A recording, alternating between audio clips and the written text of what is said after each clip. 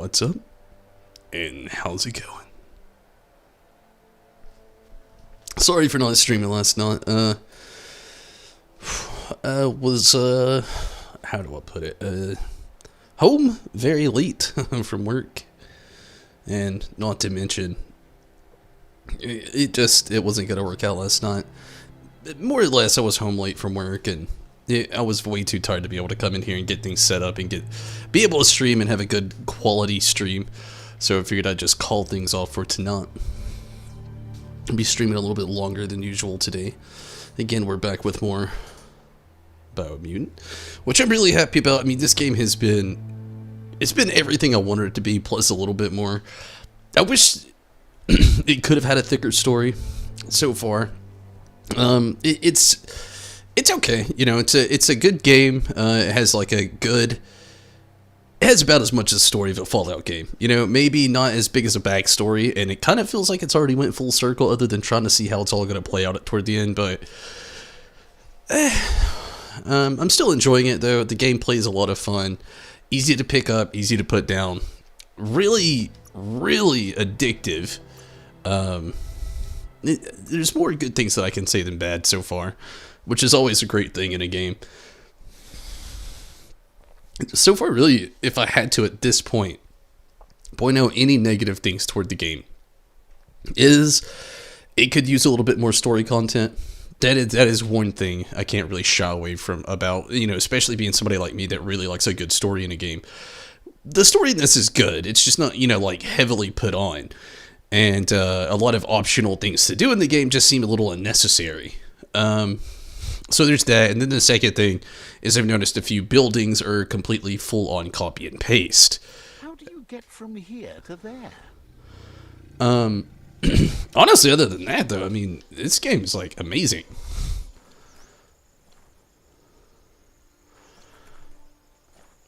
That is a heck of a note. Alright, so let's look at our quests.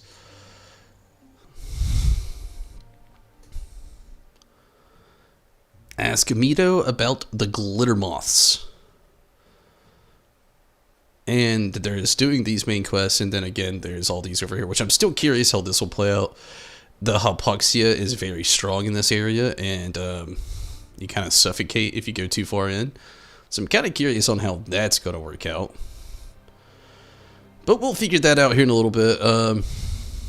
First, I guess we'll do this quest, and we'll start back here, basically where we left off last time. I was pretty tired last stream, so let's see. We have a few points. I think it's better still worth saving them for now. So let's keep our focus up and open that map back and fast travel to this area. Talk to Mito.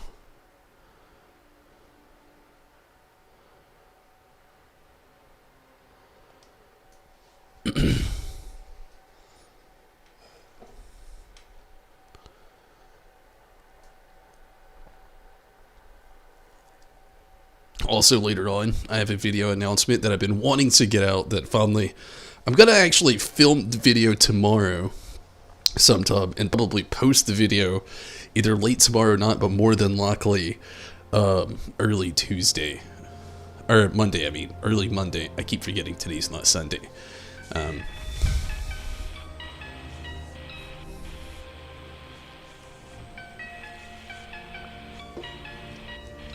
Alright, let's get started.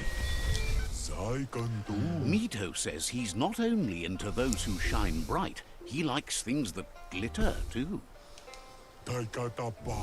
He reckons you haven't seen a glittermoth, and says it's about time you did.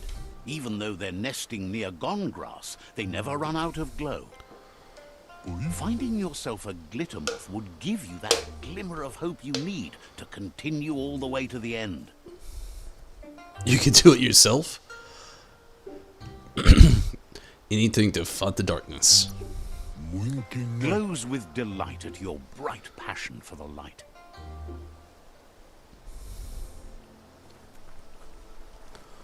Wonder if there's Nah, I was hoping there was another fast travel point.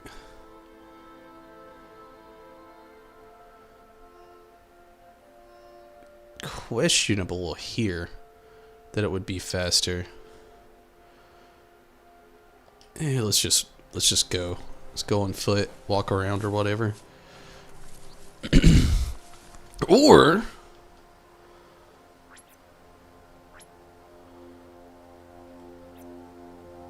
damn it, I was really hoping we could actually just be that random spot, you know.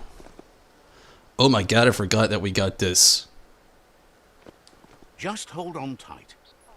I forgot all about this. No.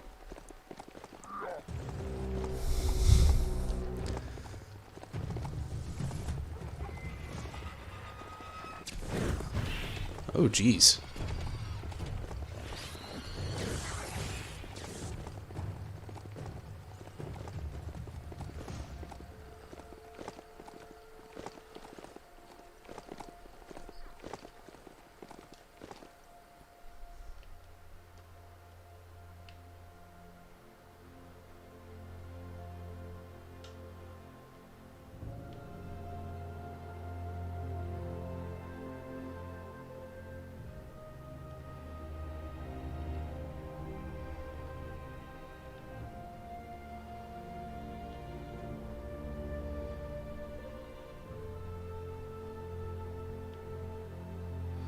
Sorry, I'm just looking at a few of these.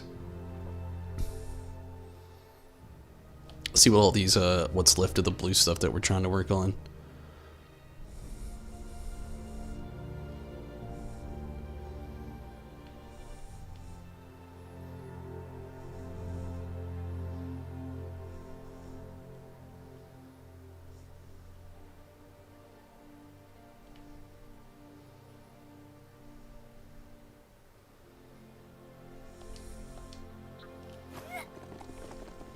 Nope, that is death.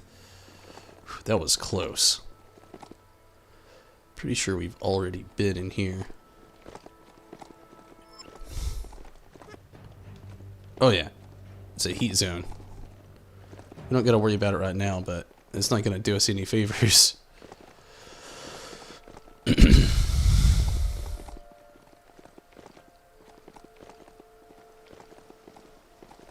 You need to point its face in the right direction. See that e-waste? You could use that for sure.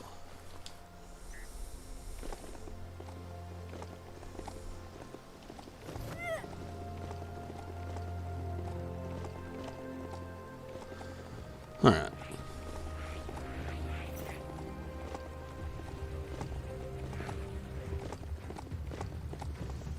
Definitely off the beaten down path.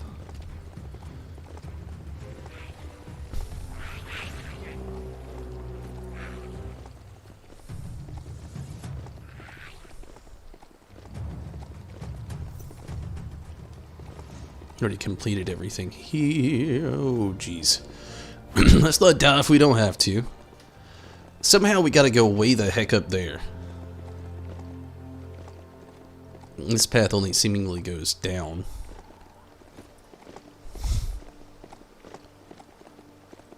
So we're way down here, but we gotta be up there. Maybe there's a way that wands around up this way. Okay. Maybe, this'll do the trick.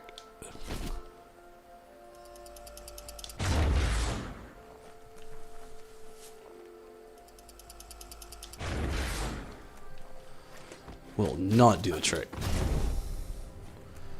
Alright. Back to trying to decide whatever will.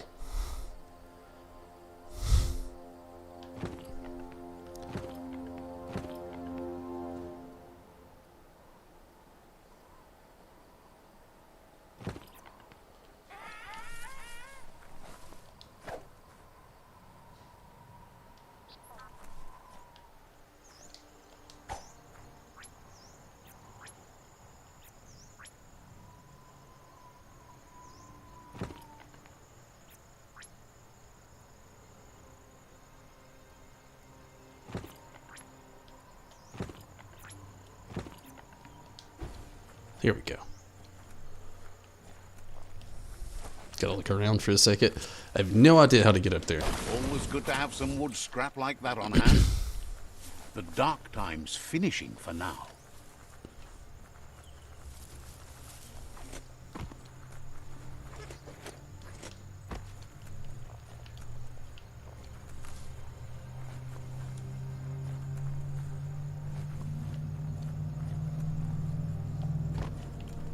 Well, that's one good find right there. Still not exactly where we need to be going, but something good.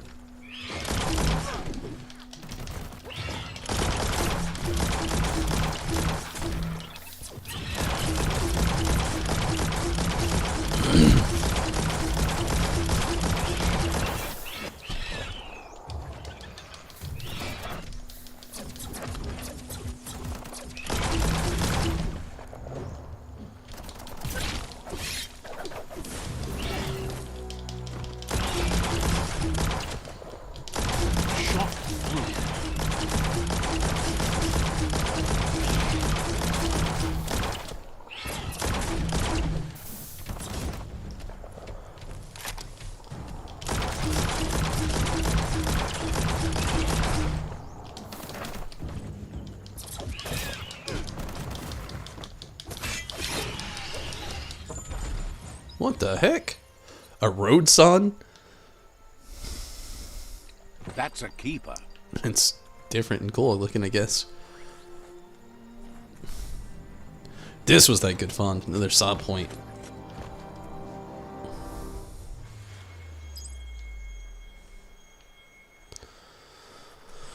Alright. So somehow we gotta get up there. I'm wondering if it was through that heat path that we encountered. Oh, there's one. Gotta be, right? Glittery.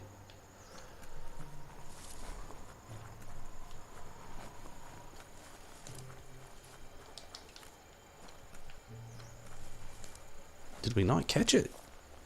We probably maybe did. I don't know. Perhaps now you can see your targets better.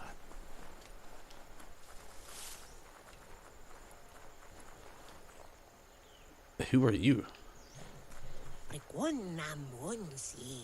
Wishes you'd been better as a kid, but is glad you finally figured it out.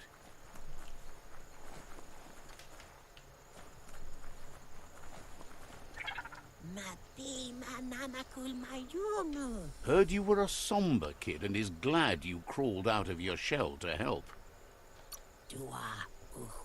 Says talking to you was interesting. We didn't talk much. I'm wondering if that path that I went through inside with the note into the area full of the heat, if that was the area I was supposed to go.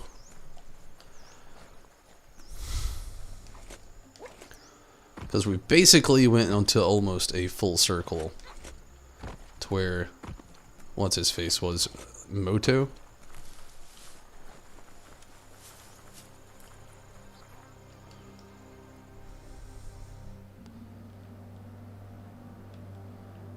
Yeah, we pretty much went into a full circle. So my guess is our option was that area.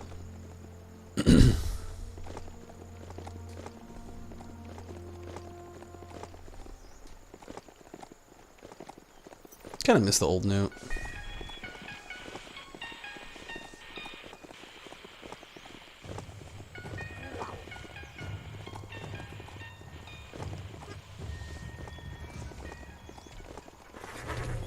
Oh shit.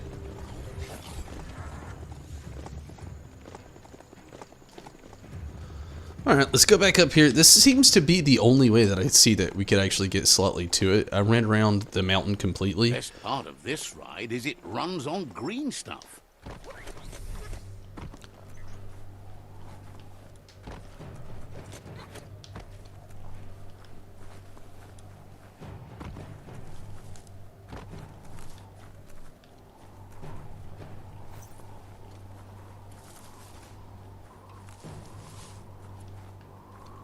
We fought the beast that was in here. And doesn't look like it is the way to go, because there's only like one way out of here, I think, which kind of sucks. Because now I'm back to wondering how the heck we get to this other place we're supposed to go. I saw another area when we were running that it looked like you could climb up a mountainside, but it was on the opposite side of the mountain that we needed to be on.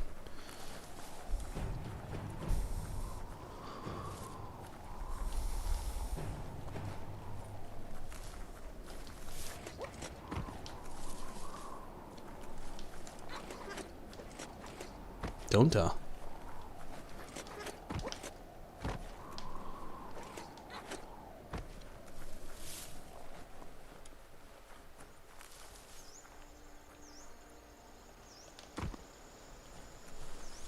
Man, it must be nice to be able to just jump off of anything. Okay, let's see if we can find that other area.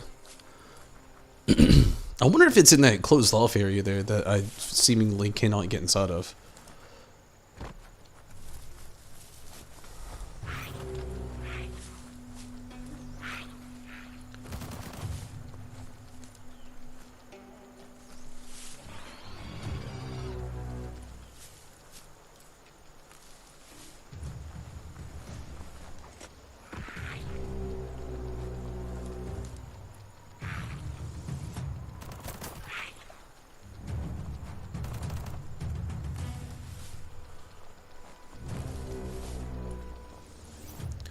Like, this is where it stops making any sense. It says it's there, but I don't have a way to get up there. The world is awake.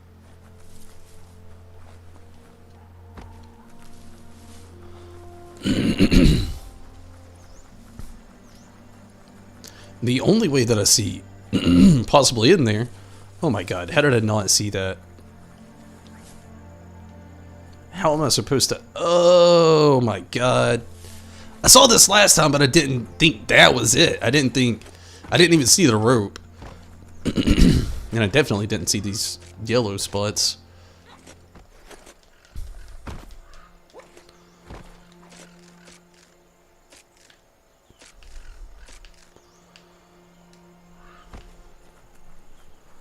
There's a whole, like, wire here. We could have walked across a rope.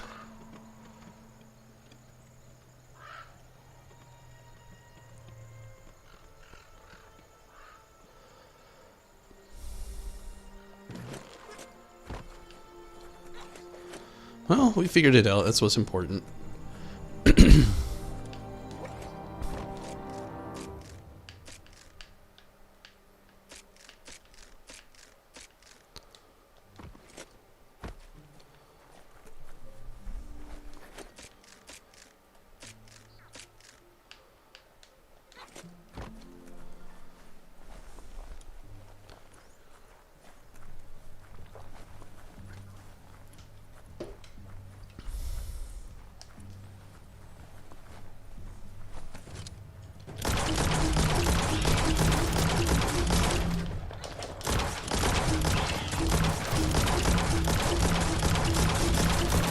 Stand against that.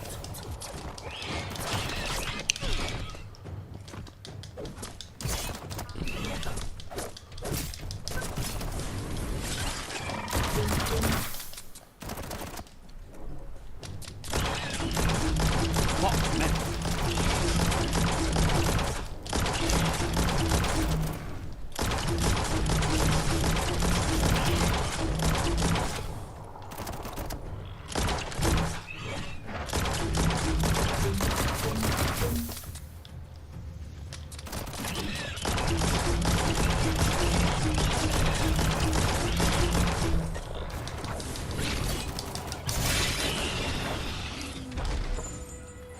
Cool. Oh, food? that's rare. Rare food. When a story comes to you, pay attention. I was curious if we'd have to find something in there and then just answer that question like super quick. Glittermoth Cave is right here.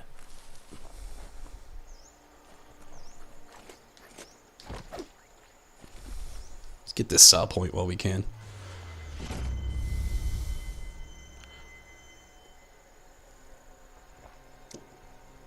Now let's catch us some glitter moths. That paid off.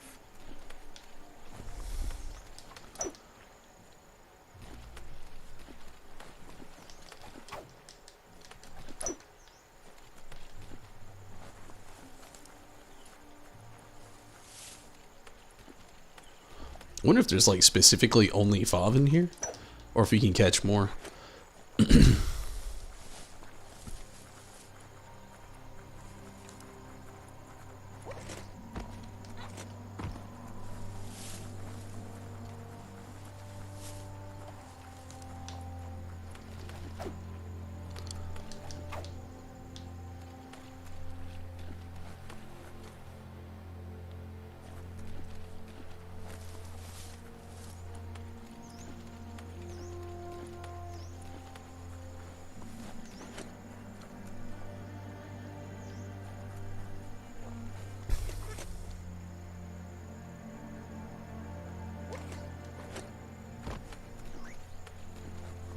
We've got all 5 of them. I'm just looking around to see if we can catch any more for any reason. Maybe not. Just figured I would look.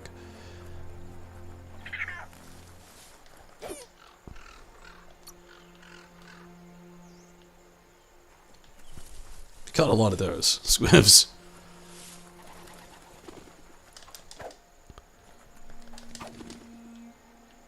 I've had the hard time trying to catch those birds though. Like the hardest time. Okay, let's go see if there's any more of those, and then if not, we'll return back. Take your time and enjoy the daylight.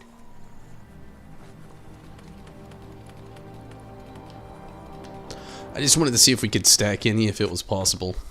Doesn't really look like it.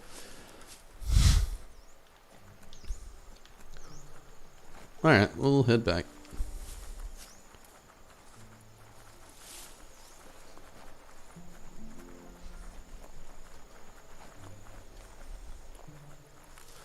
So I've been stuck in this weird spot, like, lately.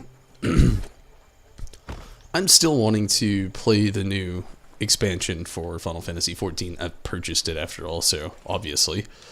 But, like, with Pokemon coming up, I've just been in this, like, Pokemon itch to just want to play Pokemon here lately, but not Sword and Shield. Like, I've already played through Sword and Shield once on my own, and I did, like, we obviously did the deep dive where we completed the Pokédex on the stream and everything. You can make something from that. But I don't know, just I've had that itch for Pokemon, and nothing seems like it's going to really satisfy that itch, you know? That weird feeling. What the hell was that? Is that a note? Yeah, it was a note. We've already had one of those before. I'm somehow close to him, but behind him. We're just going to fast travel there. Save ourselves some trouble.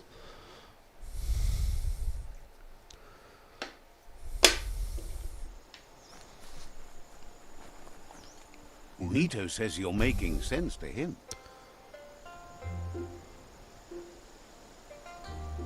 Don't go boyking. Says...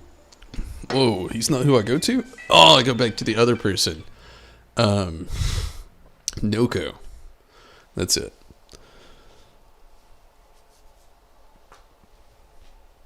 Oh, man.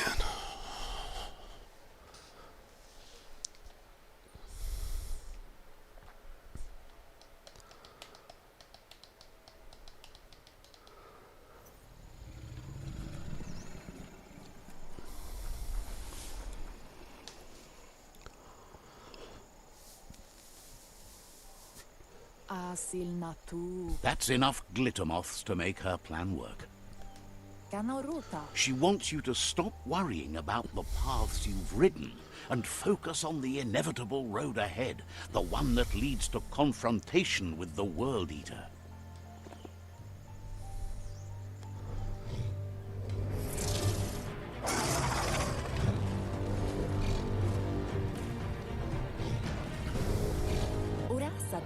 The hoof puff is evidence of the duality of evolution, utterly beautiful and grotesque at the same time. She means that the hoof puff has had more time to eat at the root, as it's been isolated in the Knoopstonies mountains. So, based on that alone, she reckons it has suffered as much damage as the northwest root that's hidden beneath the surf. The rocky ridges have been called the Knoopstonies around here for as long as she can remember. It's said the stone was grey before, but somehow changed colour over time. It doesn't explain why it was called Knoopstonies. And now we have a new note again.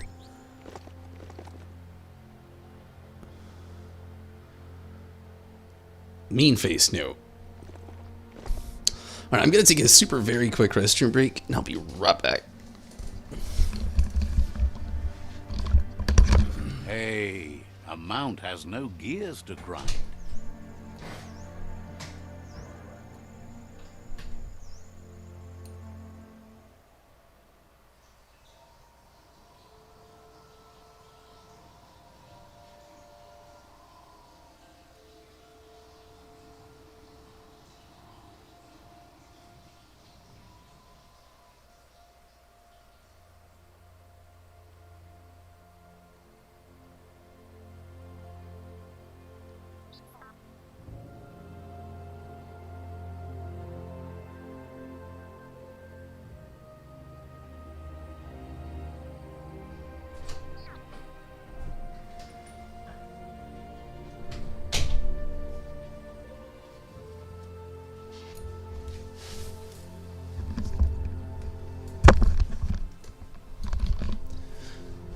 While I'm thinking about it, if I really had a third flaw in this game, it would be the fact that you can't archive your notes.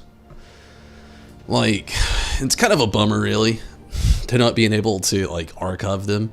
Because there's a, like, really cool note out there, but, like, each time you get a new note, it just, like, kind of, like, dequalifies or declassifies the last note that you had.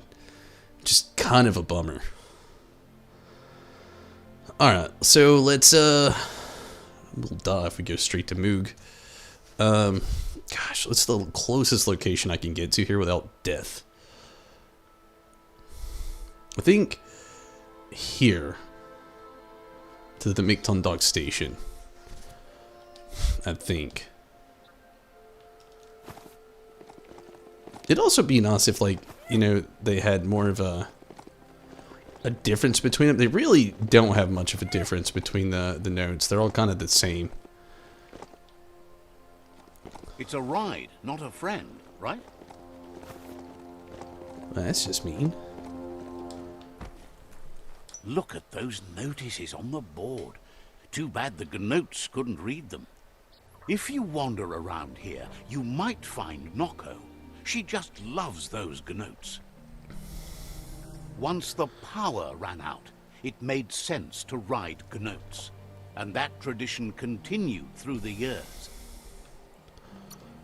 Powered types of transportation polluted the world, but didn't poop in the street.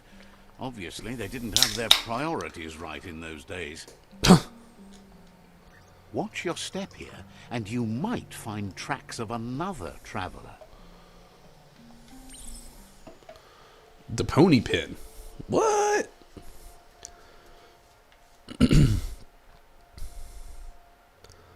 Walls pulled with Majute.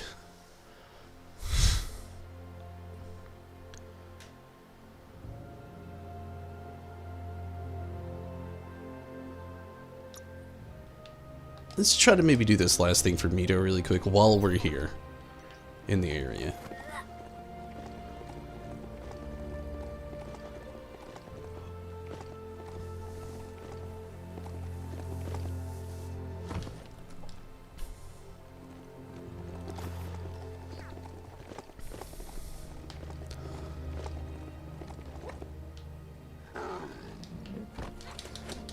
Wood scrap. The one kind of scrap you could actually still find growing. Little comment there always gets me. Because it's very true. Of all the things that they could have made totems of.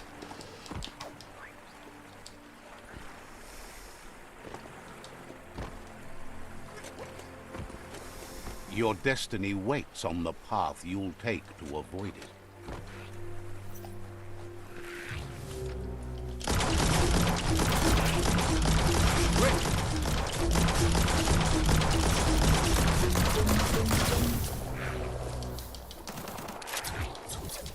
Right between the eyes.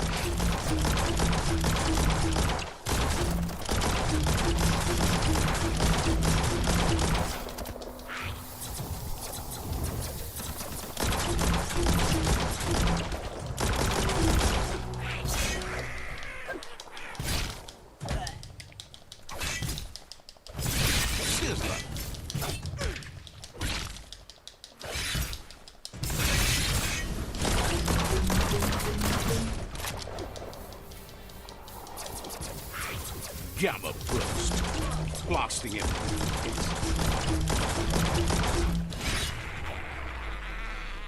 There we go.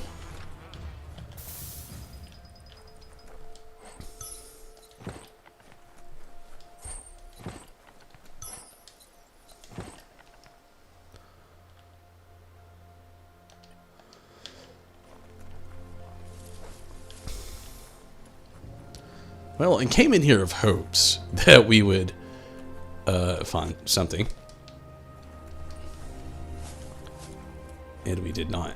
It only what seems to be a brief waste of time. Alright. That sucked.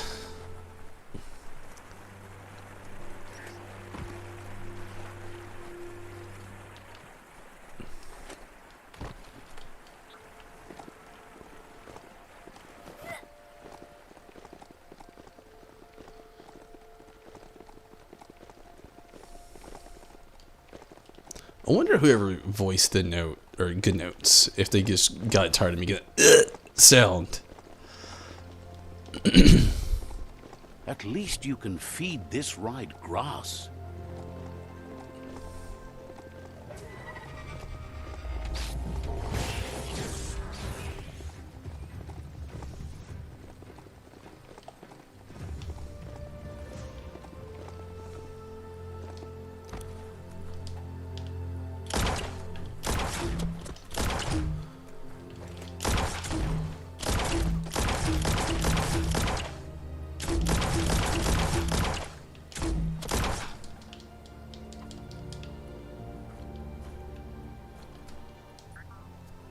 Hey, we can return to Mito now.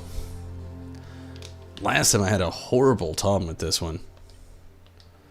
Like, it glitched up on me, so I decided to go do something else because it glitched up.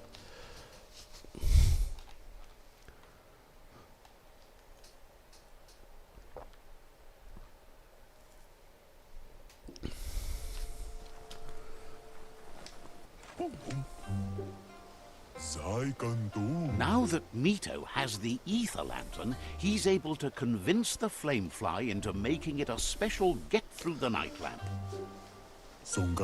He's glad he's able to help you shed some light on a world that's grown so dark. He wishes he could do more to help, but too much light can blind as much as the night. If there's any way to help you see, though, he's happy to do what he can. Says hope is like light. When all else goes dark, it can show you the way out. Knows you have the ark's fuse all trimmed and ready to go. Can't wait till you light that candle. Says no. Just want to see what you'll do. Thinks it's great you're leaving in the ark, even though the world is brighter than ever. Time to bring that light to other places too, right? It sucks. I know he's going to ask to join in, and I've said yes to everybody, but... He knows you spread your light throughout the land, and he respects how bright you burn. I feel like I have other choices I need to be making. But so far, I've got somebody who's going to make drinks. I don't even remember what the other person does. And then this guy who just makes lanterns. Did, like... Could you enlighten him as to who you plan to bring along on your journey into the great darkness? So, what we have here is an opportunity to help your next. There's a seat open on the ark should you want to offer it as a gesture of appreciation. Why? You don't need anyone else but yourself and me, of course, but I'm a part of you, so that... If you want stays to the go same. quickly, go alone. But you know you can't go on without... That one. This whole conversation these two have right here. Every time you choose somebody, it stays the He's same. glowing like the sun that you picked him to join you on the Ark. He can't wait to bring light everywhere. Joko, Nito says he's ready to illuminate your world. Joko. Understands you have things to do. Sucks though, we only got like one more seat, and I feel like we're not bringing anybody important. I mean, that sounds mean, I know it does, but like, we have means to an end that have to come to fruition, and some of the things that we're doing are not that. Alright, so I think this was the area we said we were going to go to a little while ago.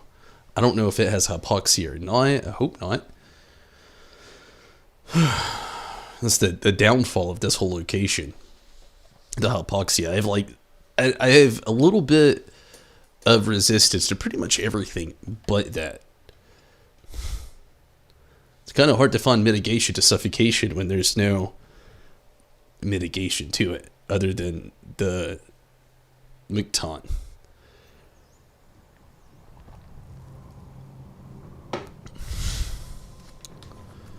Here we go. We're not doing that one. We are doing this one. Such a 700. salty day. 400. That's the one. Alright.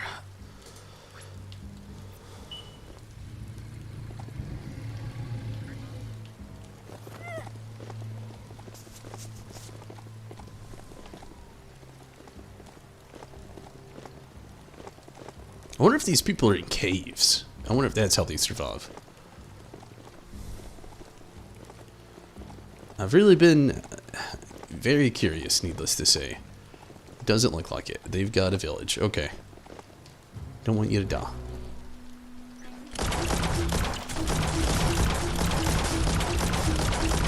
Bullets everywhere.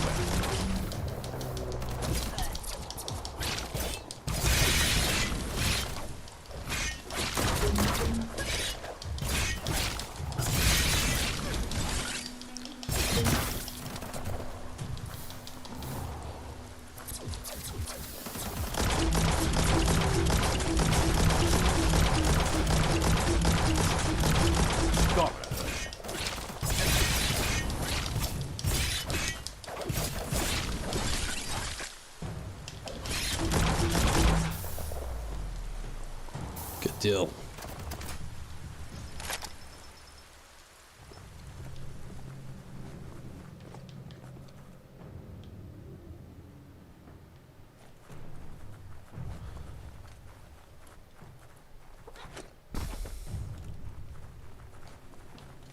It's Skypook Outpost. The Ankati tribe blew life into that ages ago. Wonder if this is one where you kind of just go in and go at it, or if they have like a set plan.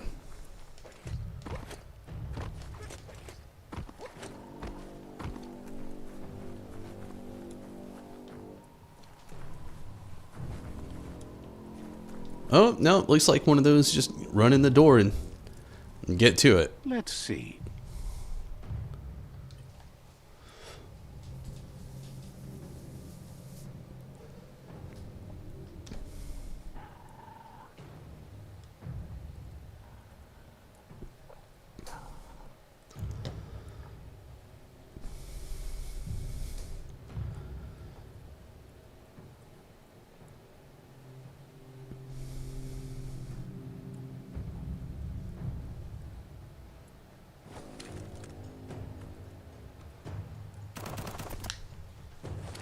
Where the hell did you come from?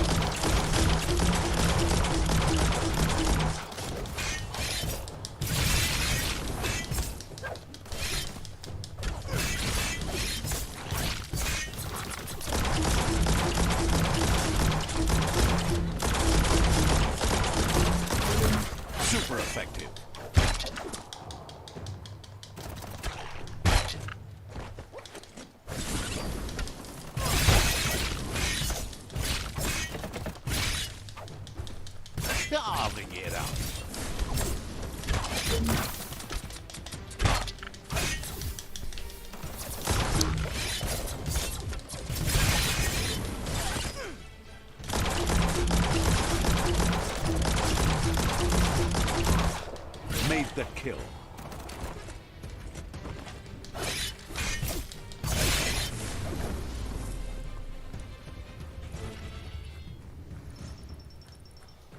Alright, let's go in here. I'm just kind of wasting time. There's the sovereign who runs this outpost.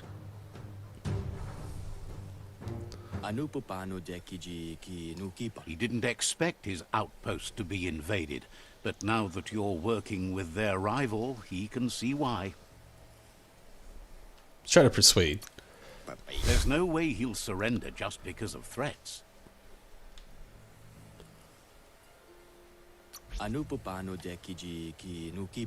He can recognize the strength of a good argument and agrees it's for the best.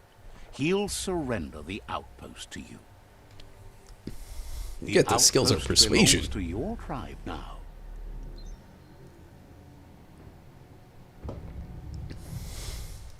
He says you made them weaker, but they won't give up. I wonder if Your their weapon Sifu thanks you. is the Your crossbow. tribe is growing stronger.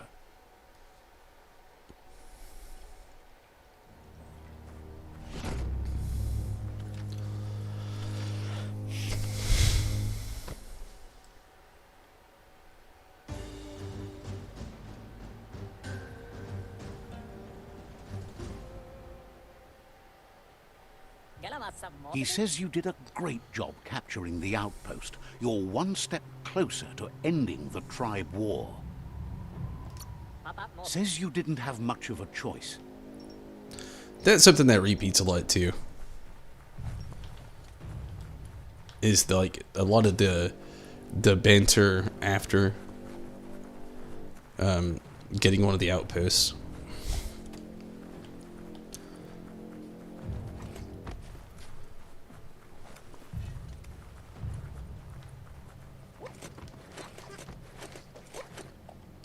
Time Did to figure not out think we how could do you'll that. Spend your night. Trying to get to this other place, I suppose. Which one's closest?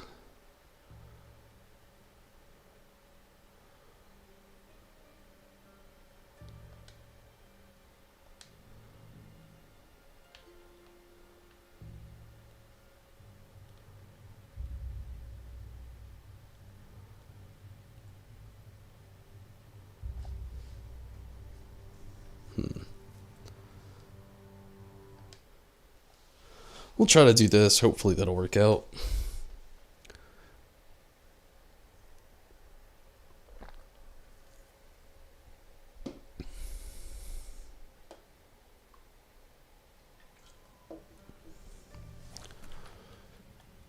$500, $200. Okay, good deal.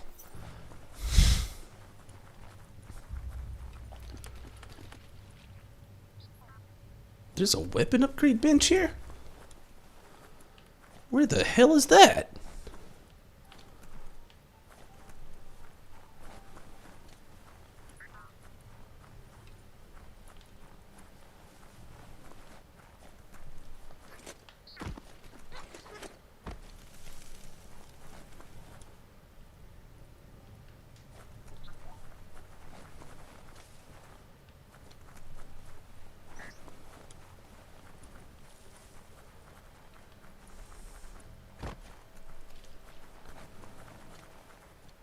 I don't know, it might be best to just come back here during the day. It looks like a lot of people are possibly asleep here. I think I see our path to go to the next area too. It's weird because I'm pretty sure we came through here earlier in the game, and it didn't look like there was anybody living here, but maybe there were. Maybe I just kind of ran through really quick like it just did.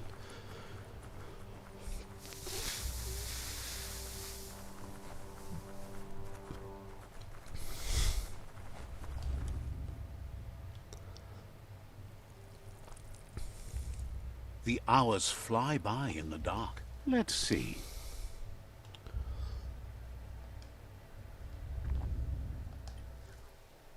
I wonder if this time we have like a strategy or we're going in the same way again. There's some big... oh, wait, these guys are on my team. Okay, it looks like we have a strategy this The time. Wingo Outpost, a legendary Ankati tribe joint. Let's see. Why is there two? Like, there's literally two fast travel points right beside each other. Says it's time to set the outpost free. Inflict as little damage as possible as you make your way through to the rival captain.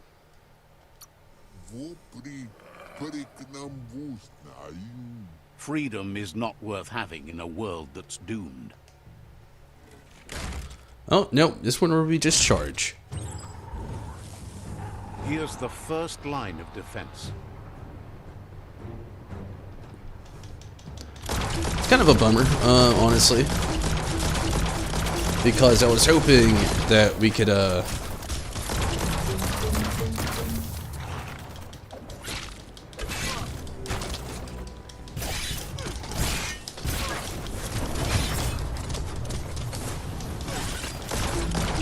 do the captain. I don't know if it, like, really lessens things or not. I guess we'll find out. This one looks really similar to the last one.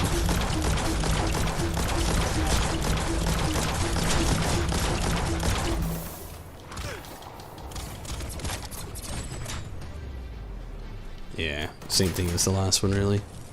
Stand here, heat the thing up. Just smack it. It's smoldering, or give it a good smack.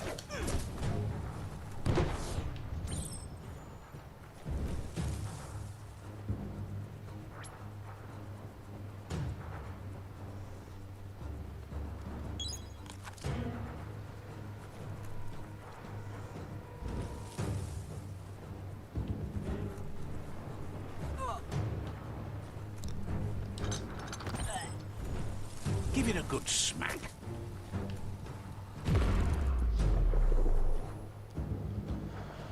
Barrel pops out. Yeah, Smack it to same get thing a as the barrel last out one. of it, then hit it toward the gate and It's kind of a blast bummer. it. I mean, it's such a good game, but there's so That many looks things that, slow. like, they rinse and Shoot it and repeat watch it so blow. bad. Not too close, though.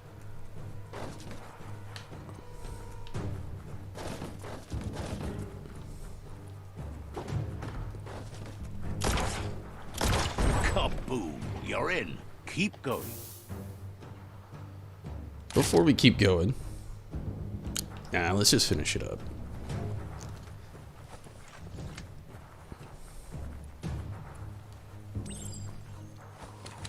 Here's the second line of defense.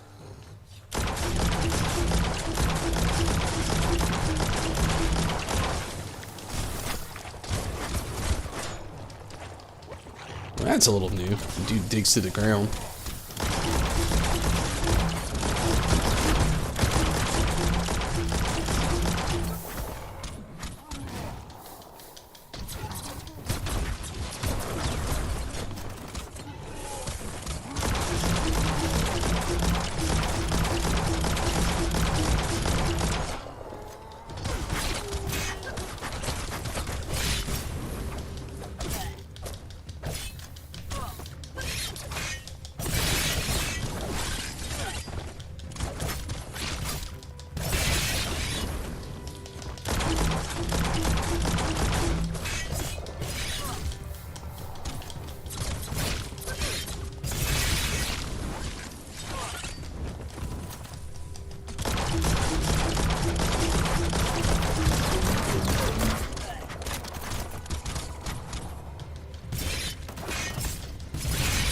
Here we go. Good deal.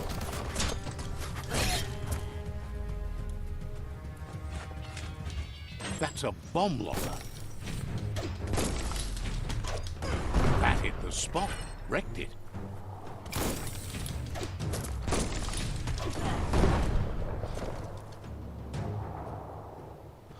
Oh yeah, literally same thing as the last one. Jeez. They didn't switch it up at all. I mean, the digging guy was a little different. But other than that, like, yeah, it's barrel shoot, the bomb lob thing, this.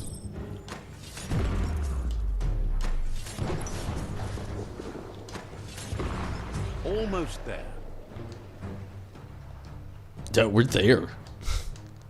Like, legit, get off the gun, go up the stairs, we're there. If it's anything like the last one, we're there. Other than, there was one where we had to do, like, some fires. But I kind of think we're there. Yeah, we are. The outpost belongs to your tribe now.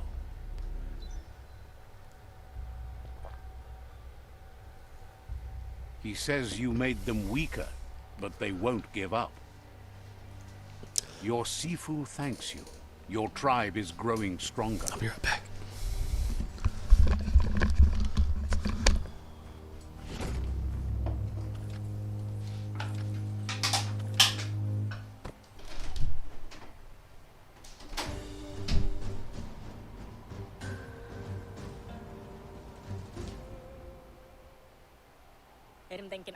He says you did a great job capturing the outpost. You're one step closer to ending the tribe war.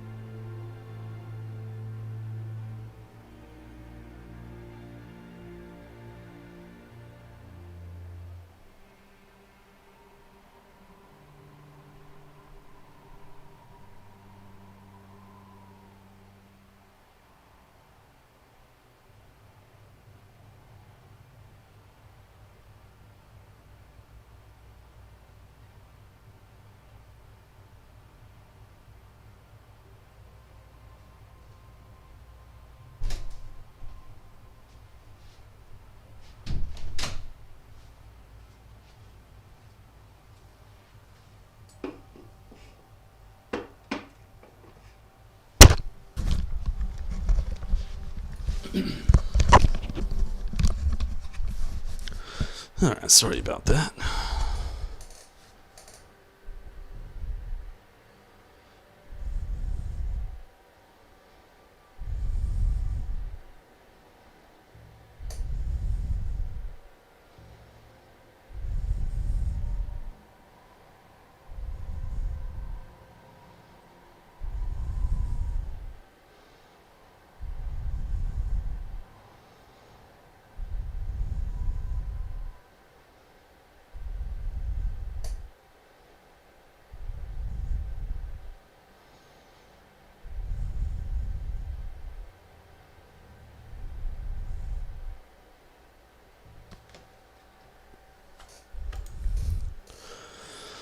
Get the green screen reset.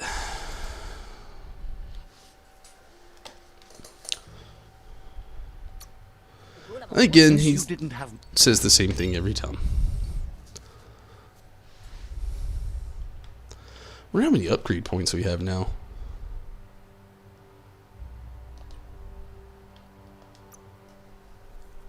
We just leveled up, so that's pretty cool. Okay, everything has been coming pretty equally leveled. Let's go to Charisma again. Or Luck. Charisma. Let's go Luck.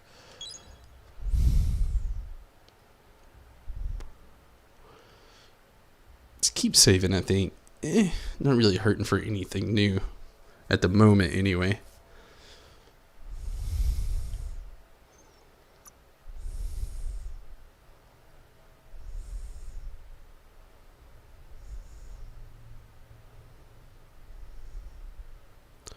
That's really cool.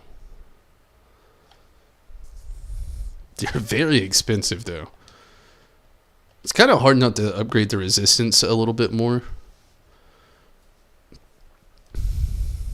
We don't really need to at the moment, so we'll hold off. Okay, see how close we can get to this last place here. Oh wow, we can go right to it, like legitimately right to it. I might regret it at the position I chose, but we've apparently already been here, and we could just go directly to it. So that's interesting. And thanks for the love, Stacy. It's been a little bit of a slow knot. I'm not used to these.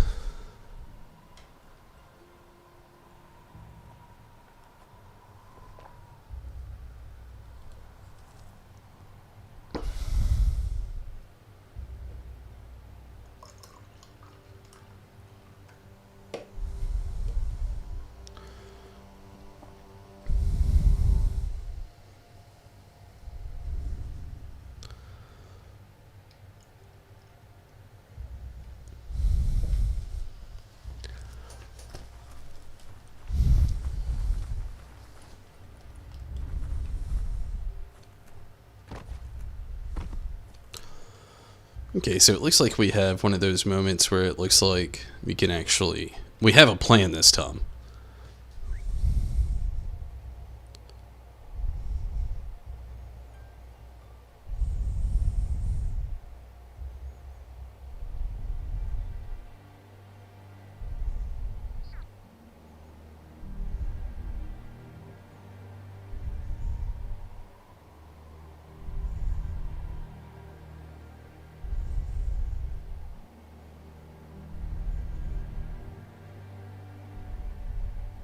The light is nearly blinding.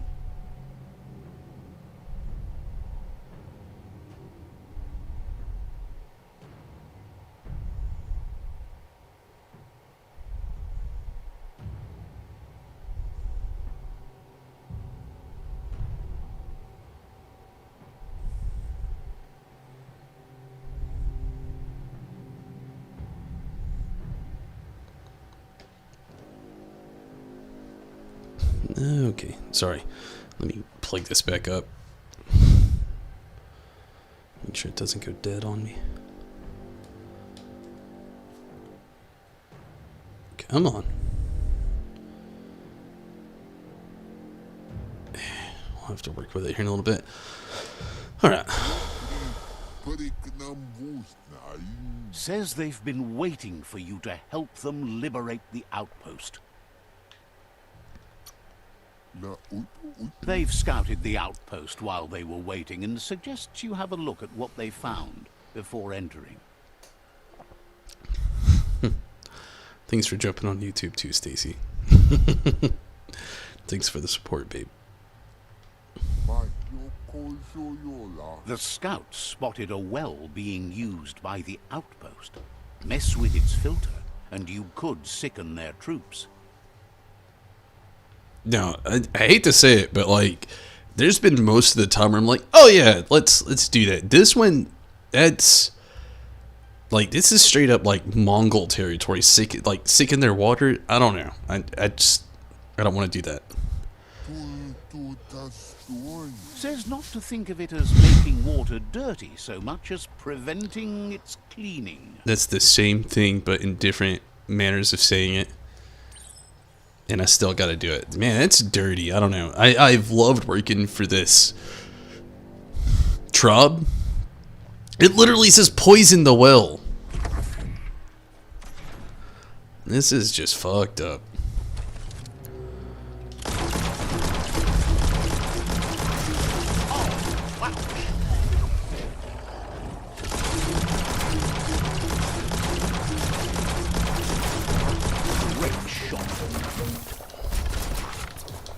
The bad part is we're supposed to be on the good side. Ray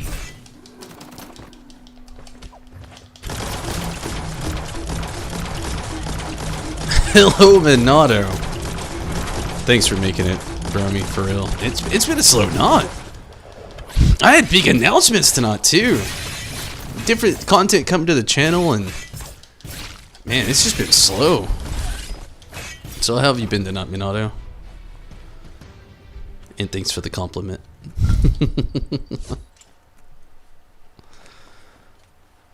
You don't get to wander below ground like this every day. Stacy was my support there for a little bit. I am glad you can make it, for real. Stacy was having my back, and I needed some Bromy support too.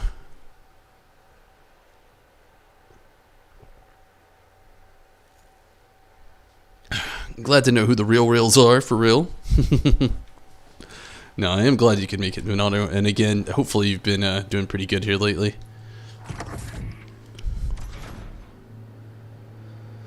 No, I understand. I mean, I didn't have a rough day today. I did and didn't. I'm trying to, like, rework some things. Like, I'm trying to start bringing new content to the channel, which was my big announcement today. I really was hoping more people would be on here to be able to see that. And I'm glad you feel better now, though, Minato, as well. It's very important, and I'm really glad that you do. But I'm definitely glad that you're here now, though, for sure. And feeling better. But, yeah. Tomorrow I'm going to be filming a video that I've been wanting to film for a little bit. Didn't know how to do it, and finally, throughout the last few days, I haven't really had the greatest time at my newest job, as I thought I would have. It's a little less monotonous, but a lot less. As I remembered, I worked there right after high school. I started working where I do now, and I enjoyed it so much. It was the place does, they stock Kroger, and so like I go around and I wear a headset, and they tell me like things to pick all day, kind of like wearing. We're working for Amazon, you know, is a good way to put it, but I don't know. Here lately, it's been dwindling down on me because of COVID, nobody wants to work. You know, it's hit me in that rough hit in the feels really, because like I went from a job where I didn't want to work like 6-7 days a week to have to go to another job to do the same thing. So I've been mulling or playing a mulligan really in my brain, a reroll if you will, wondering, what could I do? And Stacy and I have been, you know, like really thinking about things here lately about like what I could do. And we both started thinking, you know, my content creation, it's my niche, it's my fun place, it's the place where I like to, or working from home now. Yeah, see, that's something I'm wanting to do too and wanted to do, but it's kind of hard to get into as well, unfortunately, because of a lot of people doing it, or a lot of people requesting having said experience, which the only way to get experience is to have the job, but to get the job you have to have experience, and how do you get the experience if you never have the job?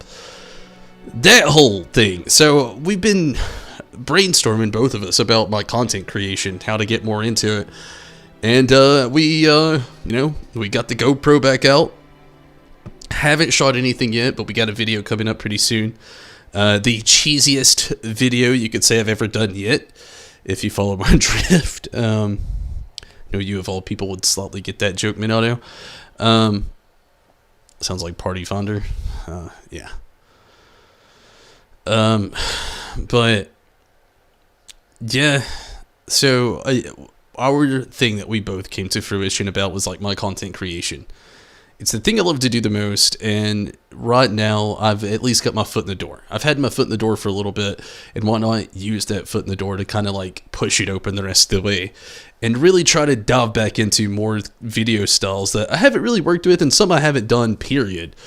And we have a video we're going to start filming tomorrow, which is my favorite grilled cheese. It is not just my favorite grilled cheese, we're doing what is the best grilled cheese, including my favorite, to give hindsight or just give other people, working from different styles of classic to more fancy to my favorite, and then to, you know, some maybe different styles that might just be a little bit different. Trying not to make it too long, but also trying to make it enjoyably long, you know, not skipping too many details, but still keeping it fresh and extra cheesy.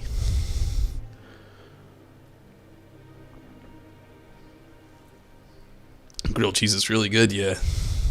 We picked up some stuff today to really make some variations. My goal is to film that tomorrow. And I probably won't get the video published until Monday. But or at least late Sunday night, maybe even after the stream. My goal is, though, to film it tomorrow, and then Monday, either before or after the stream, try to get it published, and then onto YouTube.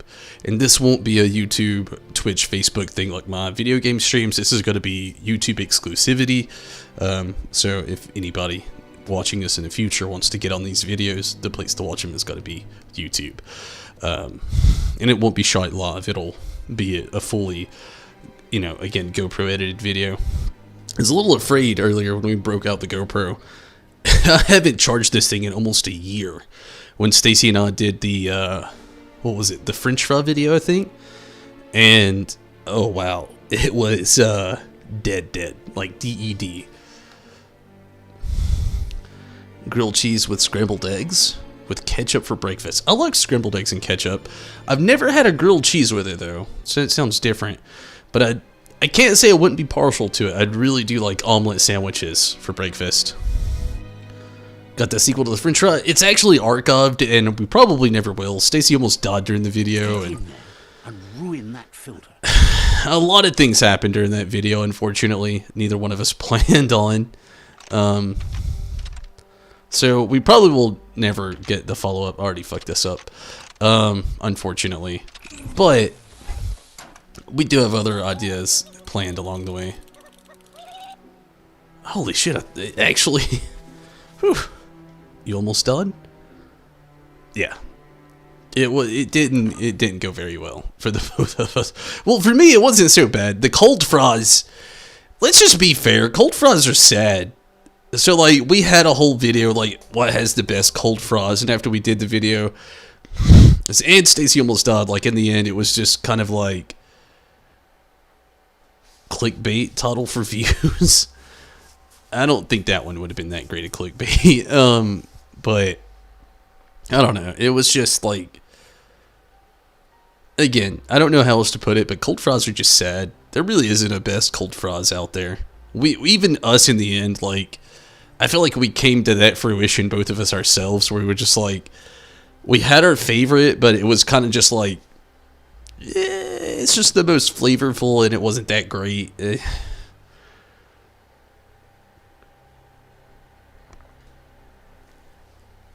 But that was one of the things we had talked about too, is getting back into that thing of like, what was the best? We had that going on for a little bit. And, you did like, who has the best chicken nuggets? Who has the best French fries? I did who had the best fast food hamburger or cheeseburger, fast food cheap cheeseburger. And, after doing all those videos, I figured out, that was like a really good niche to have.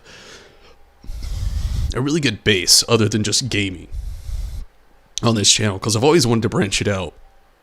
But I feel like I really had something going on when I made the alt channel Cooking with Tombles, but I decided to really not pursue it as much as I thought I was going to, because it was a lot of work working on a whole different channel. And I thought about branching this channel out, which I started to do for a little bit, and then I just stopped. Work had me all messed up, really. And so we had decided, maybe the grilled cheese video, damn it, I fucked it up again, would have been the best video, really to kind of work on. If they aren't fresh, they're garbage fries. That's actually not true. Garbage fries are good fries. We've had garbage fries. Garbage fries are great. Cold fries aren't garbage fries. But yeah, I don't know. It just turned into like a whole thing. Not the fry video, but Sky's turning purpler? I was really hoping to be able to get more of that content out. And again, it just got so hard with my old work schedule. Which was, again, why I ended up switching jobs, and it really didn't go the way I was wanting it to go either, unfortunately. I ended up working actually more hours, more days than the last job that I had, which was not the plan. And I still have the same job, and things are okay, I guess. But I'm really trying to switch gears back to certain things, but I'm wanting to forge one of my old ideas with having a cooking channel, while still having my gaming channel, but still bringing the best of channels.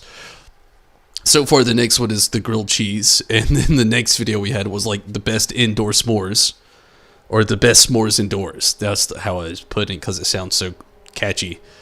And then I've got some other ideas planned along the way, but it's mostly things that's based on that. Things that you could do at home, things that you could do if you were like a college student and didn't really have much else to do. Like if you had like an induction burner, an open window, and a fan or something. I don't know, just stuff like that.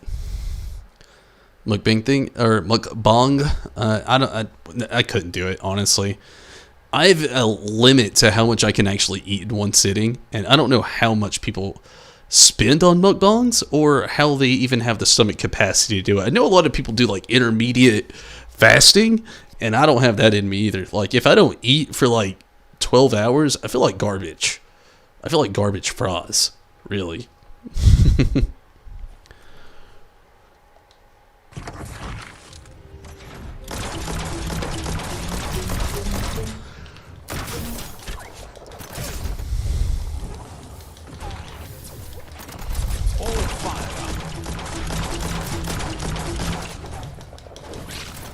Food ASMR, I can't do that either. I feel the same way. I'm not judging, but all I'm saying is like when I hear like, sorry to even make the sounds, but yeah, I don't know, ASMR videos. Like there's that one video of the woman eating that octopus on YouTube. Like it has so many views, but all you hear is like her mouth making squish noises while chewing on tentacles. It's just, how do you go to sleep to that is all I'm wondering. Like, don't get me wrong, to each their own with your sleep schedule, the things you're into to go to sleep, but how do you go to sleep to, or the sound of people like smushing wet noodles together? Any ASMR? Well, there's some of it I can understand, if I'm being honest with you. Not people eating chalk or certain foods. I mean, I'm not judging, again, you know, it's not my cup of tea, but maybe it's somebody else's. But there is certain things where, like, I'm just, I don't know. I could never just fall asleep to. Hard to see too far in the darkness. But there is some content out there, like people who draw and do ASMR videos like that I think is actually pretty cool. I couldn't usually go to sleep to it, but I'd be too enticed to watch, honestly. This mission still feels so freaking dirty. I'm supposed to be on the good side, and I'm poisoning their water supply. Like, I don't get what is good side about that. It's like, in Ghost of Tsushima, there's a quest where you do this similar thing. But then there's like a karma stretch. Sure, you did that to them, but then they turn around and then do it to you as well. Or your people. It's just, I don't know, it's so dirty. It's just, oh, I could understand. I didn't even know there was an ASMR section over on Twitch.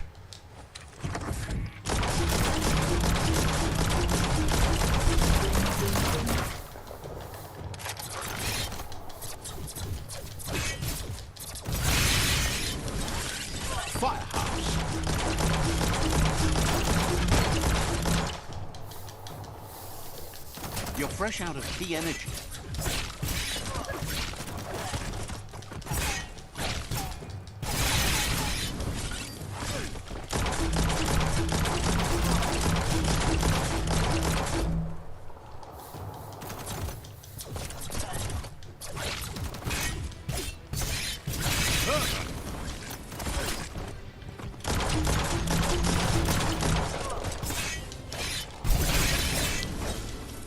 For thousands of viewers, yeah, see, that's just stuff I don't know about.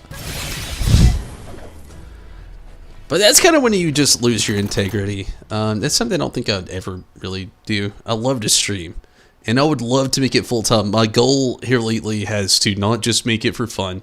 It's been for fun for the last, like, 4 years. It's been for fun and, pleasure and, just to hang out. But my goal now is to make it full-time. And I'm very passionate about that dream, and hopefully it's not just a dream, it can come to fruition. I would love to bring a lot of the, the mods along the way, like yourself, Minato. You've been an awesome support for a while now, for a couple of years. And I mean, honestly, I would like to bring all the mods with me. I would love to bring, like, obviously full support to everybody else that does that as well, as long as they were willing to support the channel. It'd be amazing to be able to do so, to be able to pay you guys, like, especially the ones that have shown the most support over all the years, like, to be able to, like, give you monetization as I get monetization. So it's not just me supporting from the stream, but, the people who support the stream support as well. And I'd really love to be able to do that. And it's one of the things I'm really wanting to get more passionate about. Not just working from home, but really building my content creation. And really wanting to, like, the journey of you from Final Fantasy to branching out. Yeah, I mean, I loved it too. I was one of the things I was talking to Stacy, which came to another almost conclusion we were talking about today, is almost brand changing. I've been under the name of Tomberry Disciple for the last few years, and it has been, a staple for Final Fantasy, but I've branched out in the last, like, 2 years, playing more than just Final Fantasy games. And I've thought about changing the actual stream name to Tombles. I most relatably go by Tombles than Tomberry Disciple these days. Like, Tomberry Disciple's been the channel name from the staple of it all, but Tombles has kind of been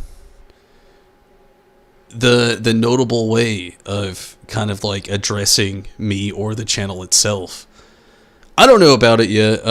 It's been a thought of branching out and changing the name to Tombles. It's a big change, especially after going into the same thing for so long, but Tombles sounds good. Yeah, it's a lot easier to say. It's more catchy.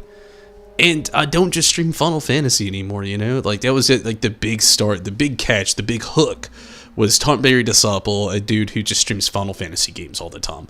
Then it switched to horror in Final Fantasy games, then action combat Final Fantasy games, JRPG Final Fantasy games, and then I just stream just whatever the heck I feel like now, and just, yeah. Tombles OnlyFans?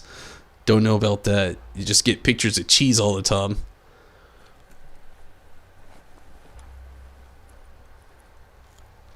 This mint condish Gruyere.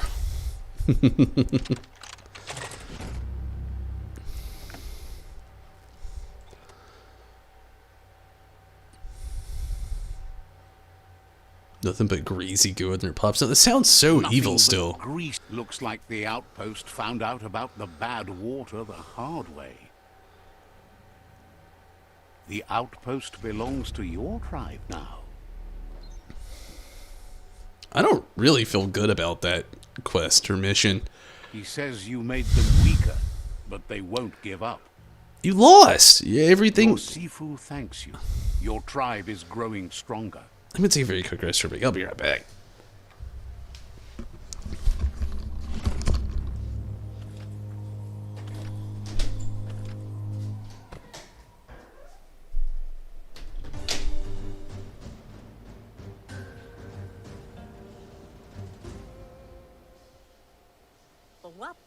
Thinks you did a great job capturing the rival's third outpost, and believes the rival is weak enough to engage them at their fort.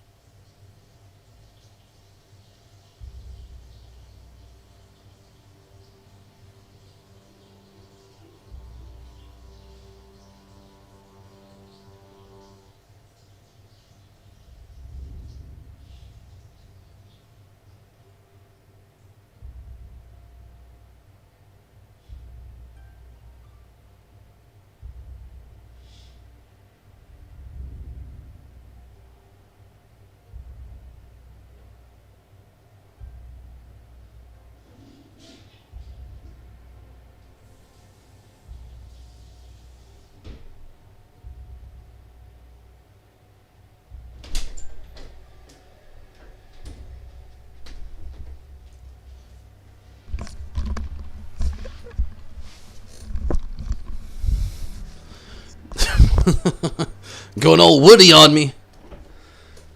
There could have been a snake in their boot, though. We don't really know. They all hope you can lead them to peace.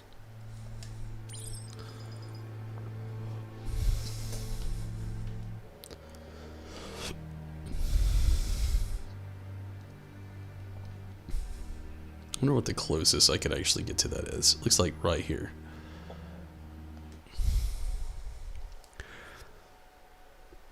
You know, one of my favorite things about the first Toy Story movie. It's a random thing that happens. But it's when everybody first start like turning on Woody. And he wakes up in the toy box. And the shark is right there wearing his hat. And he's just popping out. It's like, I'm Woody. Howdy, howdy, howdy. It's like hands down my favorite Toy Story scene out of all the films. Especially the first one. Other than like the weird music scenes in the first one. You know, obviously, you got a friend in me. And then that sentimental moment when Buzz Lightyear realizes he can't really fly. I don't know what it is, but that reality that hits his ego so hard. Is it a sad moment? Yes. But I also like it because it's like that dude's ego goes from like, you're a space ranger to like, you're a toy, you can't fly. I know it's super sad, and I don't know why I like that scene, but to me it was always like the realest point of the film right there.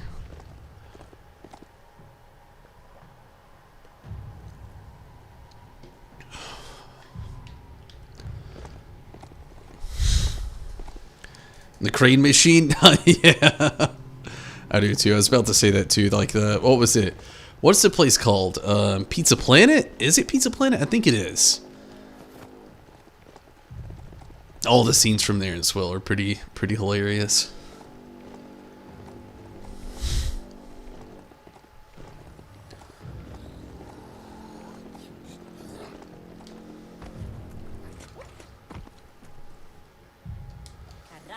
They've been waiting for you. Taking control of this fort will bring peace between your tribes.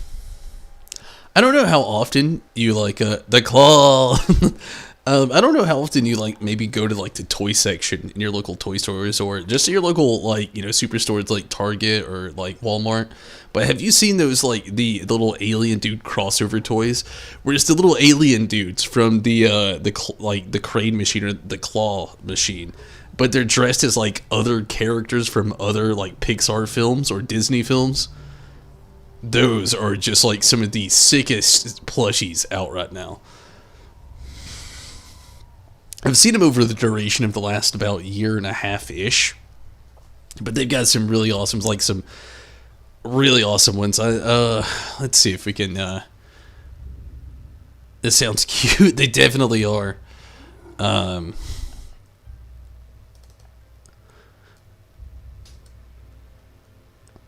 Let's see.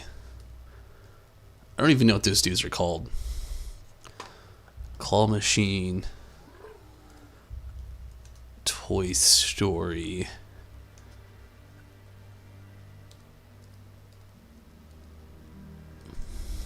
Aliens. We'll say aliens.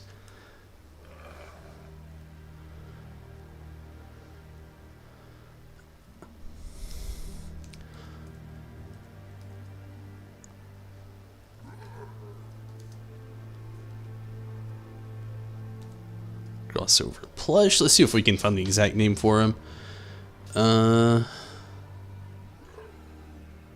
Alien Remix. Toy Story Alien Remix. That's what they're called. Okay.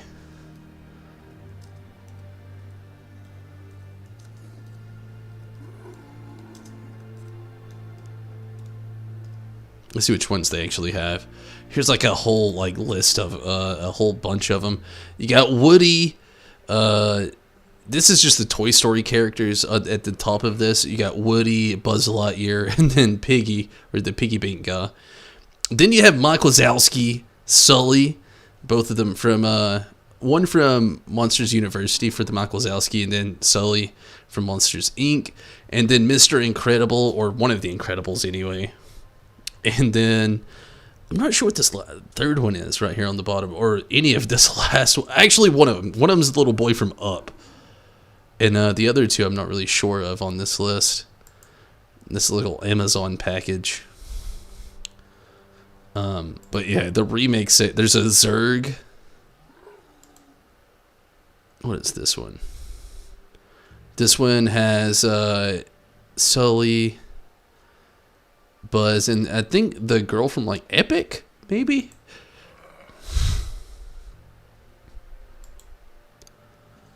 Oh well, they actually have a whole Amazon store based on them. So there's a lot. There's Ratatouille, that's on here. There's a lot. Needless to say, there's a lot. But yeah, they have like a whole Amazon store dedicated to it. Some of them I don't recognize immediately. Some of them I do right off the bat. And then there's Cookie. If you've seen Monsters Inc., the little girl when she's dressed as a monster. That's on there. There's a lot of them. It's really cool. Then they got some Funko Pops that are kind of in the remake section too. Again, in the Funko Pop, they have the little boy from Up. They even have Doug. Oh man. They even have Doug. If you don't have Disney Plus, get it. And if you do, promise me the first thing you ever watch is Doug's animated short. Doug is the dog from Up. And I'm not going to give anything away, but gosh, it is so good. The scouts have reported activity nearby that's worth looking into before you enter the fort. Mike Wazowski. I know what you mean. Mike Wazowski.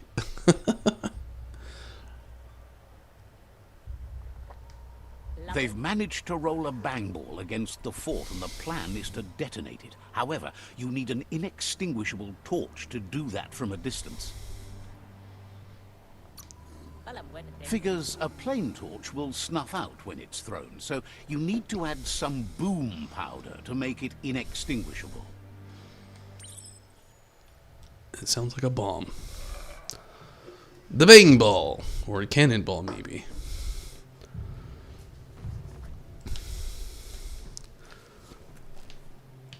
Alright, let's see what we gotta do. Again, like this, I really like to work in for this this faction, and things have just gone so This south. is all about you. Whether you succeed or fail, it's on you.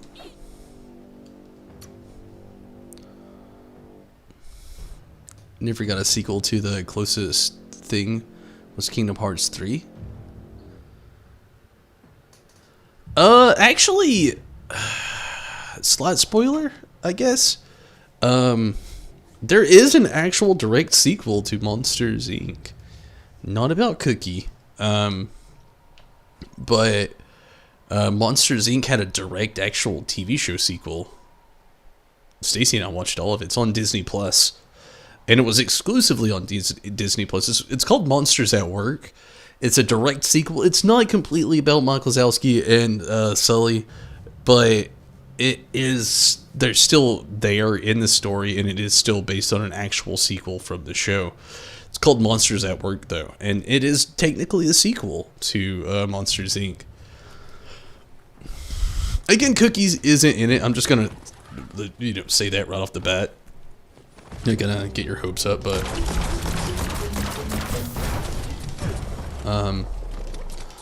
yeah, still, I mean, it is a thing. It does exist.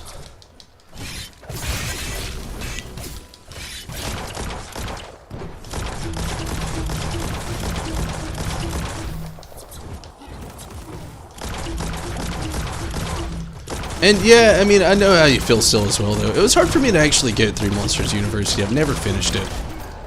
I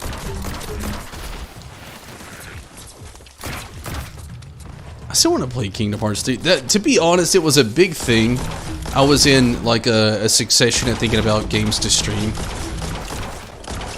Before I got, you know, completely into the full swing of wanting to do, you know, of course, Final Fantasy 14. We're close to that.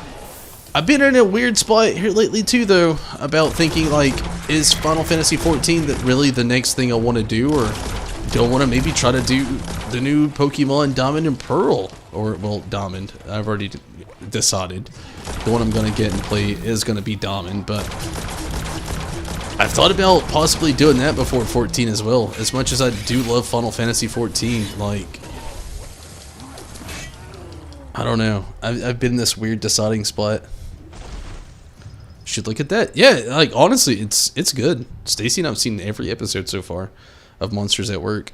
And again, it's a direct sequel. Like, literally a direct sequel from the film. Like, maybe next day to a couple weeks after the film. Michael Zalski and Sully are both in it.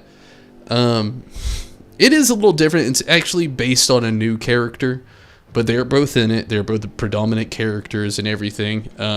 Really good show. We've seen every episode. It's pretty good.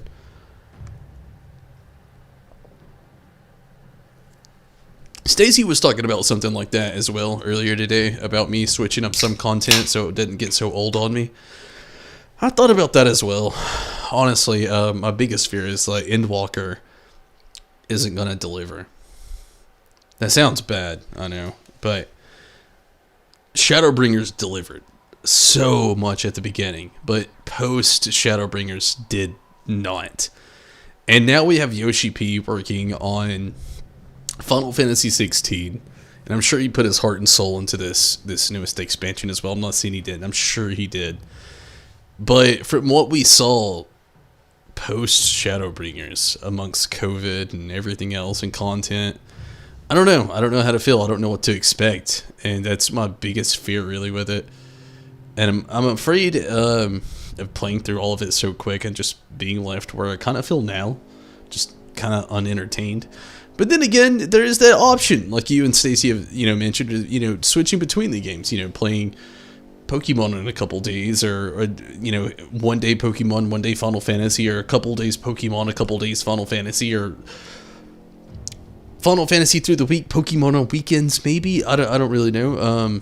Plus, still trying to keep the earlier, you know, content creation. I'm still wanting to get those cooking videos out on this channel.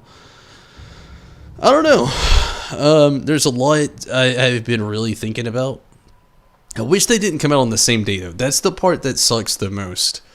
Because it's like, it's like having to choose two of your favorite foods, you know?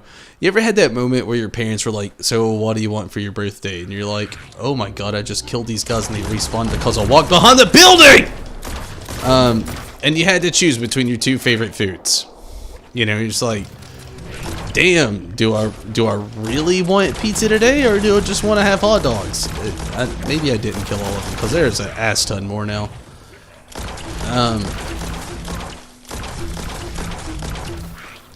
I don't know, but I've been in a very different spot.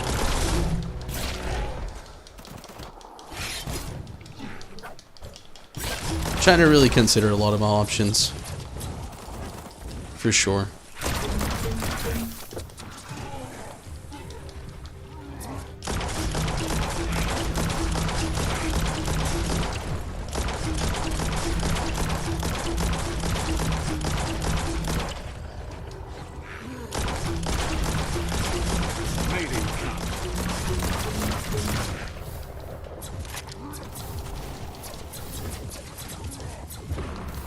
No hope of that with as little energy as you have. What changes they're going to do for the remakes? You're hoping Mega's return? I'm not sure.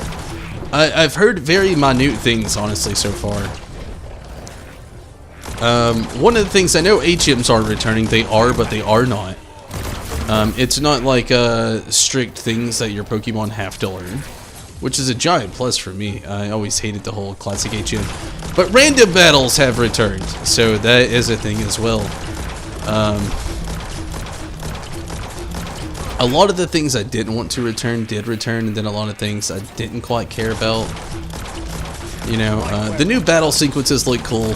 We're back to the overhead view. We're back to random Pokemon battles again.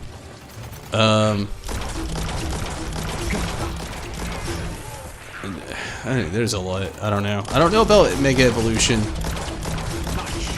I know Pokemon Dens did not make a return already. I do know that 100%. Gen 4 having 2 extra HMs, Defog and Rock Climb, pretty annoying.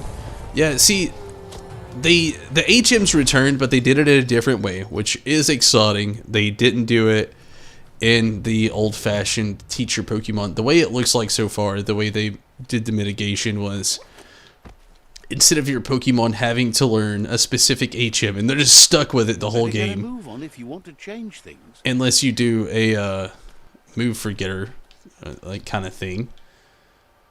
I'm guessing we already did this one.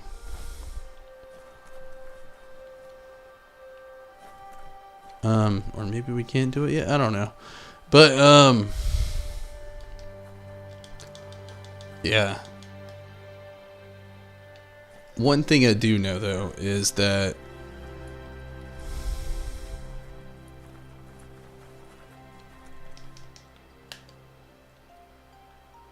guess we can't do any of the side quests. Well, wait, what? I don't know. We had to have already done it or something. But yeah, I don't know. That is one of the things that I'm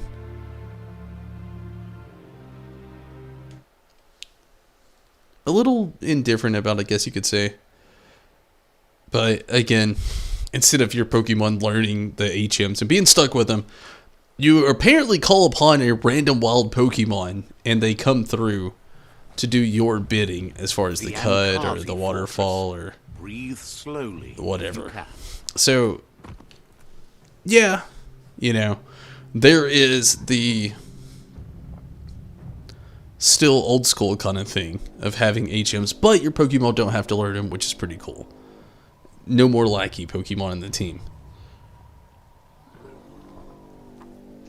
I also know that the EXP share or the experience share has branched over as well, so as it has been basically since like Pokemon Let's Go Eevee and Pikachu, when one Pokemon levels up, they all gain the same experience, so that's the thing that branched over. We did get chibi characters in random battles again. I'm not that happy about that. Kind of like Sun and Moon did? Kind of. Yeah, a little bit. Kind of like how Sun and Moon, somewhat Black and White did, that whole era. Instead of having unforgettable moves, apparently you just call on wild Pokemon and they do your bidding. Each new day means new chances. So there's that, which is an immediate change, kind of.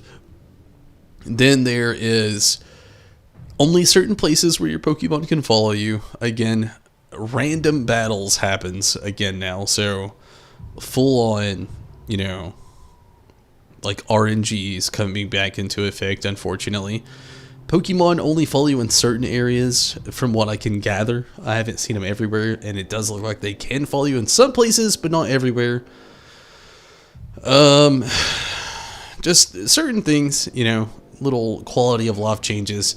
Mostly, it looks just like a fairly decent graphic enhanced version of Diamond and Pearl. I'm guessing it's going to be a platinum game though.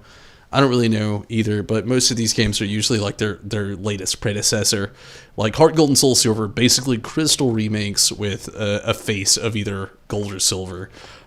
It was the same way with Leaf Green and Fire Red. Basically, they were more like yellow version. Not quite, I'll fully admit, because it wasn't like playing yellow version where Pikachu follows you around, but more or less it was everything but that. And then, you know, you had the Omega Ruby, Alpha Sapphire, which were Emerald remakes, basically, with either the, you know, the Ruby or Sapphire, like, face. So I'm guessing this will be the same way. It's basically a Platinum remake with the Diamond or Pearl face. I don't really know. They could have switched that up, too. That information has not been released or leaked. But I don't really know. I'm mostly more excited for Legends Arceus, if I'm being quite honest, but I'm trying to stay pretty positive and excited for the whole Diamond and Pearl remake as well. They were not ever really my favorite games ever, and they added character customization, but it is like the minuscule level of character customization that you could have ever asked for. It's flat out black out there. Never played Platinum fully. It's pretty good. They do this whole different kind of style of thing toward the end of the game. I don't really want to give away a spoiler, but it definitely gets different than they did. Not necessarily, you know, if you played Sun and Moon, it's kind of the same. Sun and Moon kind of repeated it almost, but like almost different-esque at the time, though, the way they did things with Platinum. Again, I won't get into it too much, but it had a different style for its time. It's time to set the rival tribe free. Inflict as little damage as possible as you make your way through to their Sifu. You need to unite the tribes and save the Tree of Life to truly become free.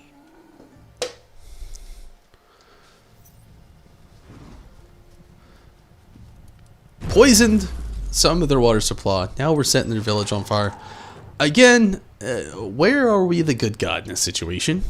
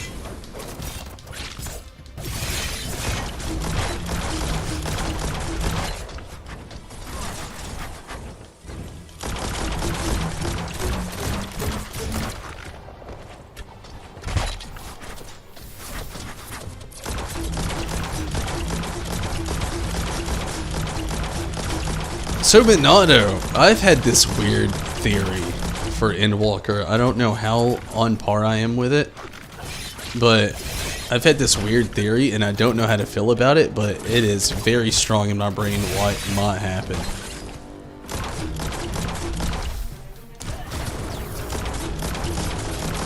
I've honestly been wondering if Endwalker, like, what if Graha dies? Like, not the first Graha, like the Graha from, like, our character's, like, realm. I've put a lot of thought into it today, honestly. What you think? I don't know. Like I said, I've been wondering if Graha... Megamuck in that cage looks like it could cause serious turmoil if let out. Wondering if Graha will die. Like, thinking of the events that happened that he saved in the first, with Xenos and everybody kind of like playing into those factors, knowing the things that you did in the first, wondering if they like try to kill Graha off, if it will prevent a lot of the things that he could have done or saved in like the place where we are now that he did in the first that he couldn't do now if he was dead. And I'm wondering if they're going to try to kill him off toward the beginning or middle of the next expansion. Hard work opens doors. Kind of thought about that a lot today, honestly. Just get out of the Megamuck's way.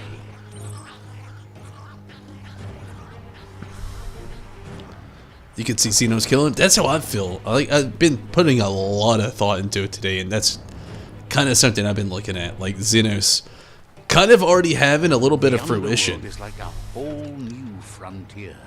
The wire claw looks like it's strong enough to pull down a gate. But you just need to aim straight, shoot and pull, and the gate will come down.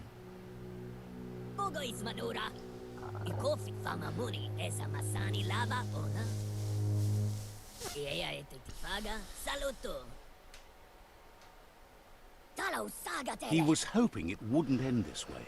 There's no reason to fight instead of uniting. It would be fighting over nothing.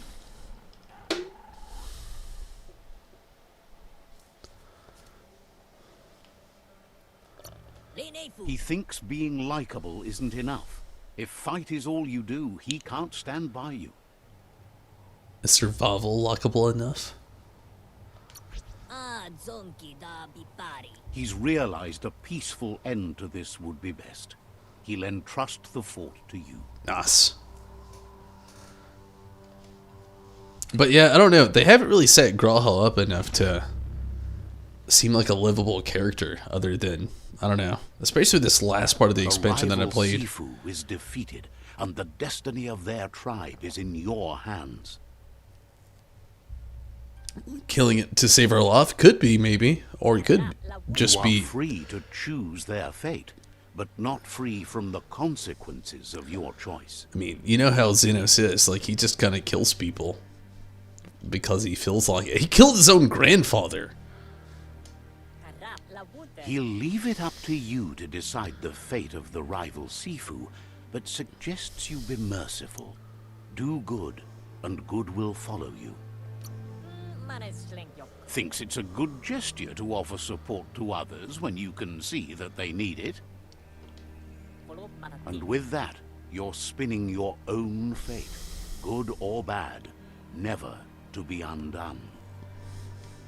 Side by side they'll stand until order and stability is reinstituted. He wants you to focus. These are the new rival outposts your tribe needs to take control of.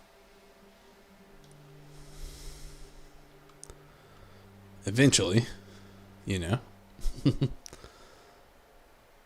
He says you'll regret not being on their side. It was his father, The not his only grandfather? way you'll learn their secrets, Wung Fu and the tribe weapon now, is if you defeat him.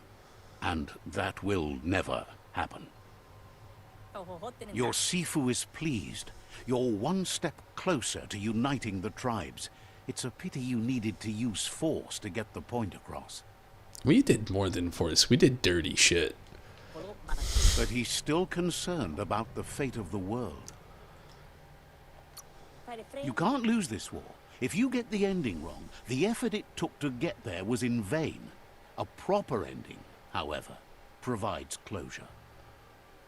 He says you've grown so much stronger than when you first met. You know better than anyone that the fate of the world is still at stake. You need a world where everyone is guided only by their conscience. The fate of the world? The fate of the world depends on the triumph of good. The Tree of Life still stands, and it's up to you to make sure it does so to the end.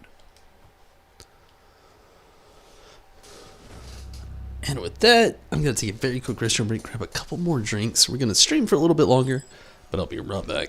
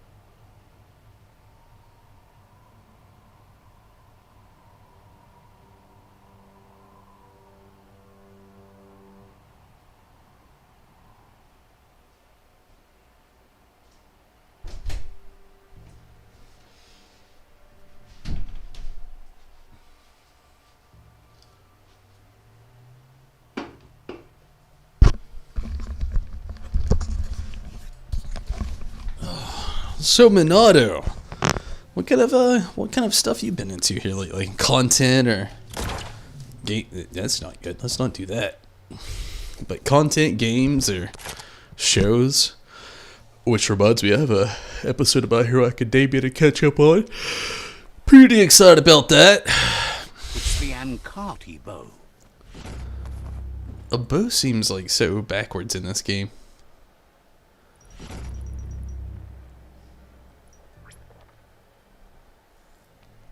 Why would you want a bow when you can, like, the Kimbo guns? I mean, it's strong, but, like, for real though,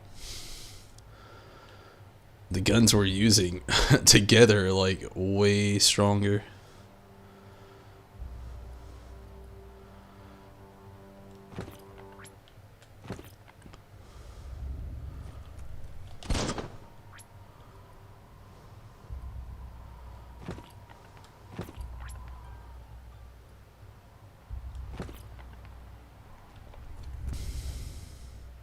I think anyway.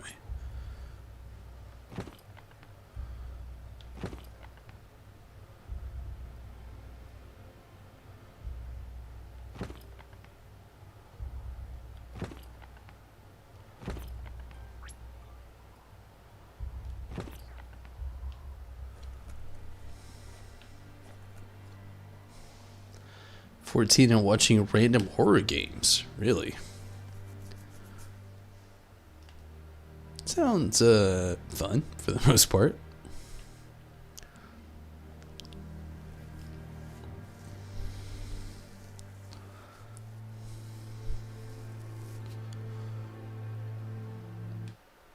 Get the lantern?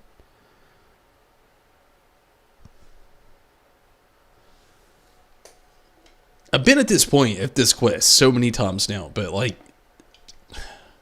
I'm baffled more and more. So it was doing all these quests to get the lantern. He didn't give it to us. Now we have a specific quest to get the lantern that he didn't already give, even though he has a Nothing between you and your foes in the mountains.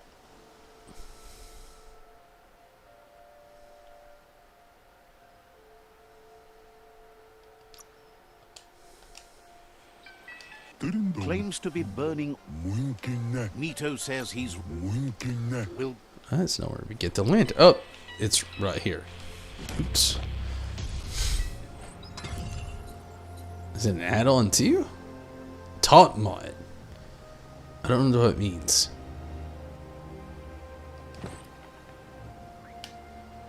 Does it like go in your character?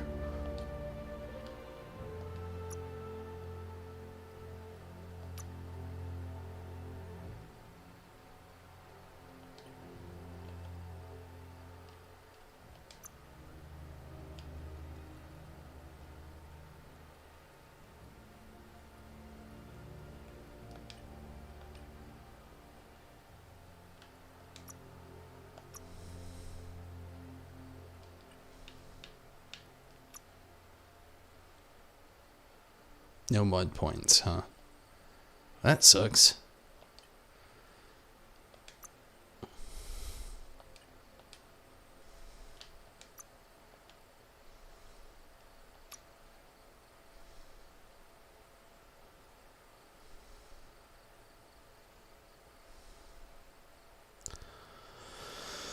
Gosh, I don't really know anything to be worthwhile here.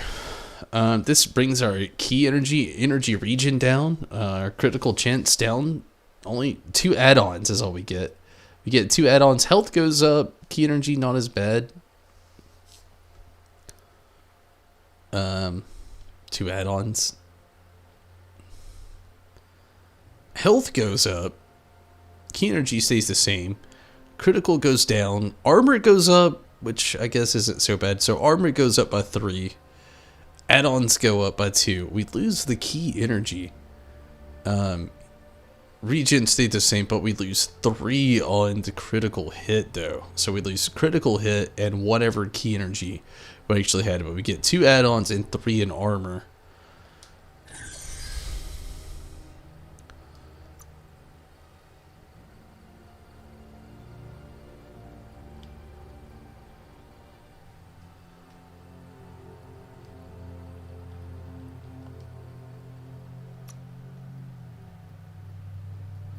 Nothing that seems to help. Just armor rating.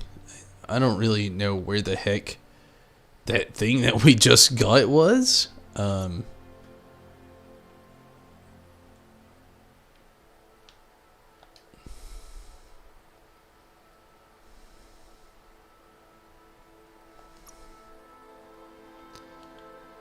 Try to find it in inventory, I guess.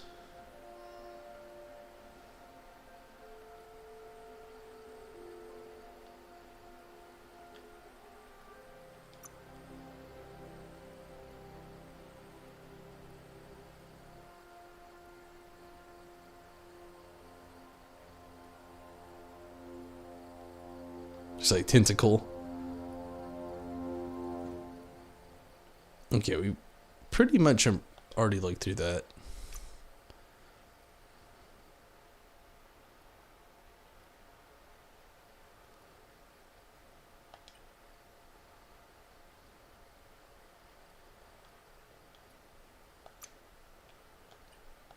I don't know. We got something. I don't know where it went or what to do with it. Got a lantern without getting it jump scared by Marguerite. I don't even know where the lantern's supposed to go, to be fair.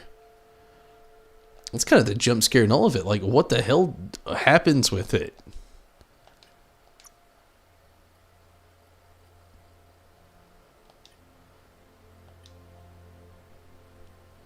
I don't even know where the lantern goes. It just says, like, top something. Top? What? Nothing that goes on your head? Does it go on your shoulder?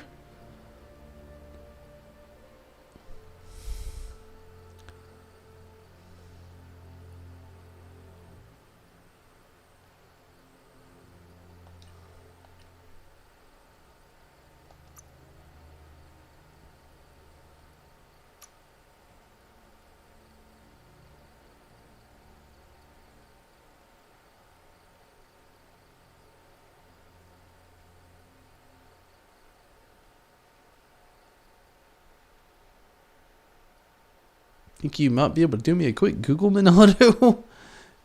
You don't have to. But yeah, I don't know. I don't get where that was supposed to go or what it was supposed to do. Let's look at our next quickest thing that we can do. The Northerner, that's the puff, or we have more of these, which well, none of them are close by.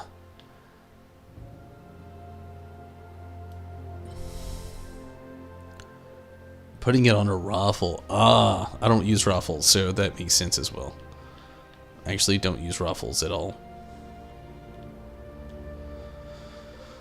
Okay, so let's fast travel here. Do the next little location here for the next Revel Outpost.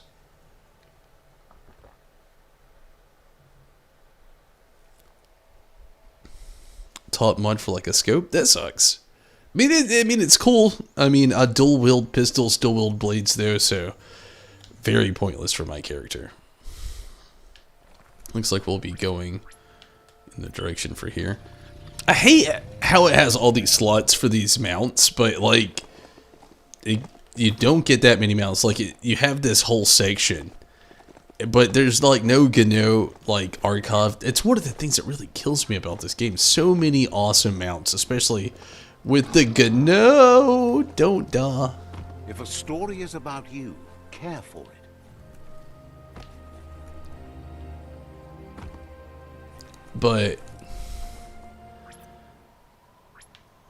yeah, it just sucks. Like the GNO, you can't archive them, so they kind of just don't really last. If you get a new one, it just goes away.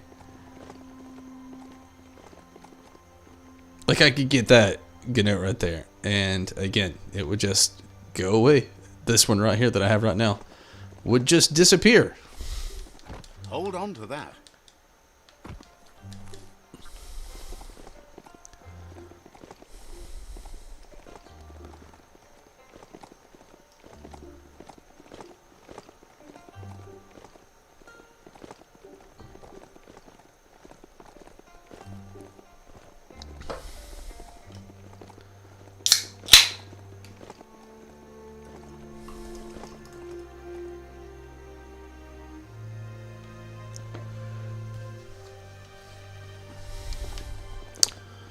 Not too far off. I don't really know where we gotta go. I'm guessing we gotta run around this hilltop mountainside.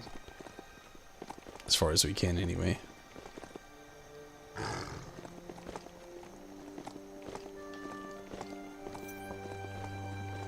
Your fields.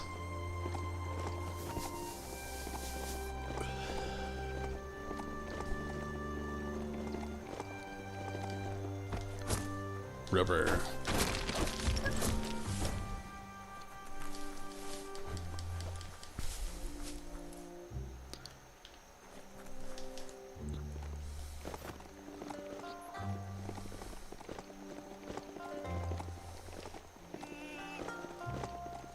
Getting closer.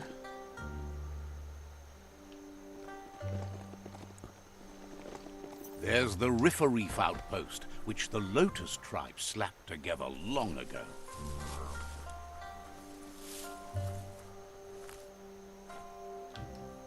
It's a game of life, yours and everyone else's.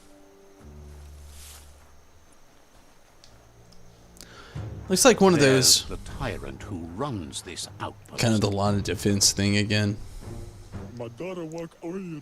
He didn't expect his tribe to lose, as they're the ones that are ruthless.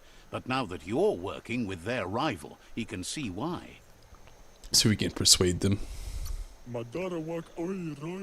Needs a logical reason for him to surrender the outpost without a fight. Is death logical enough? He can recognize the strength of a good argument and agrees it's for the best. He'll surrender the outpost to you. That's what I said most of the time. It kind of blows my mind.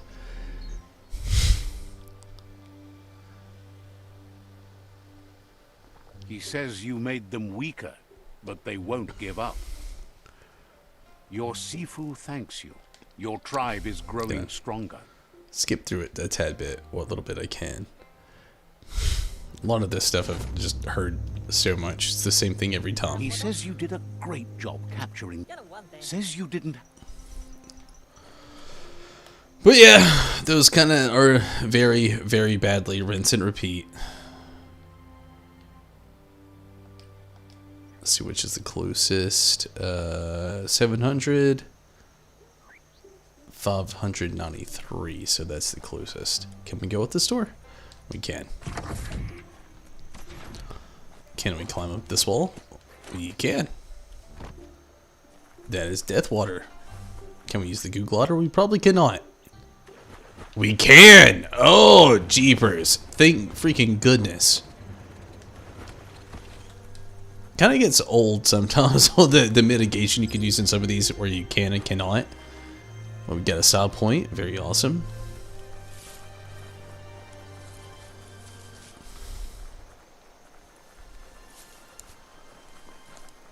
Good thing you're not afraid to get dirty. For real. You stumbled into the mushy mosh mire, where the risk of getting forever stuck is omnipresent, regardless of whether you want it or not. What is that thing in the middle of the... Oh, it's a buoy. And those are bombs.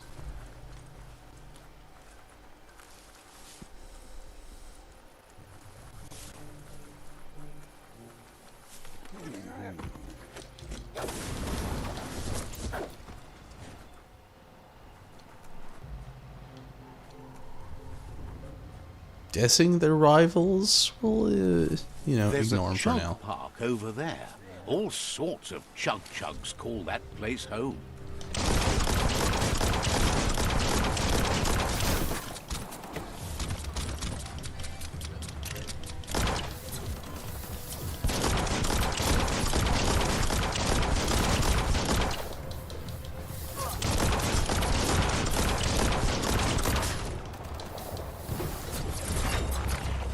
Hey, level up! Very cool.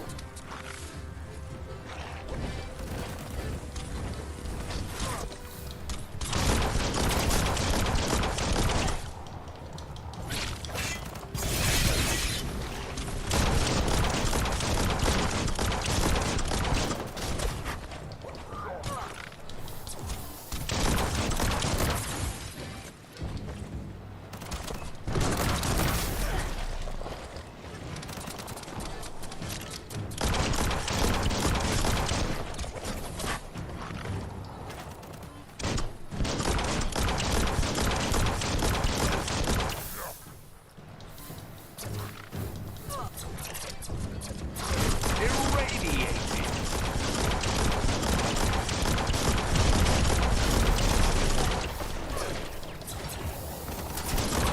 Sorry, try to focus here. Pretty agile little rodent you are. The best raccoon there is. There can only be one super trash panda. And I try to be that one.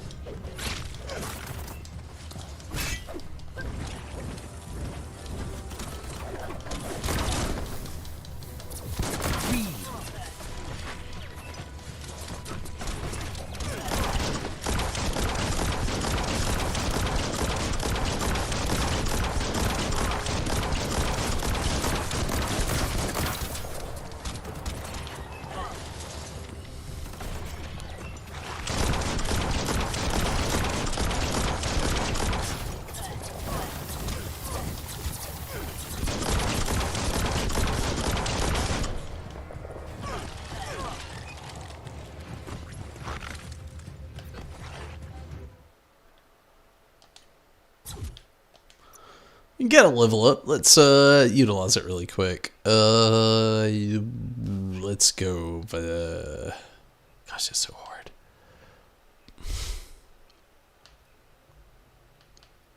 Part of me wants to go charisma. Let's go charisma. As long as you're happy about it.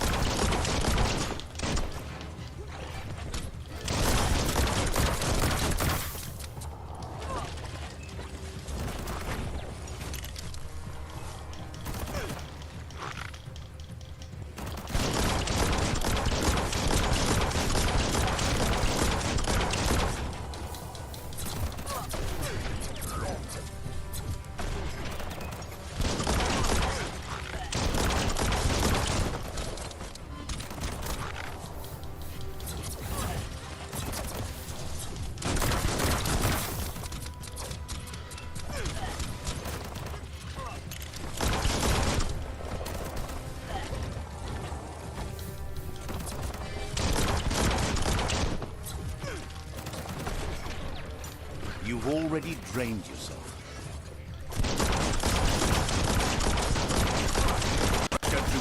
Really makes me wonder, like, I don't know, I have to look at things here in a minute.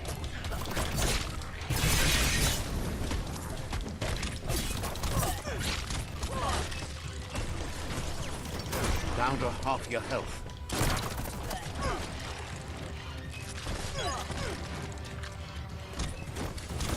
So much damage.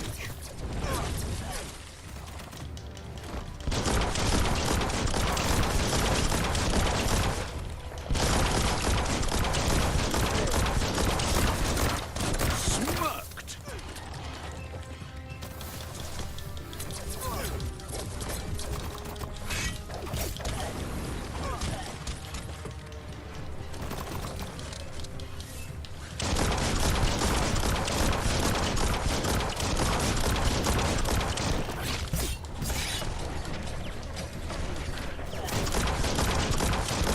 Itchy trigger. Finished him off.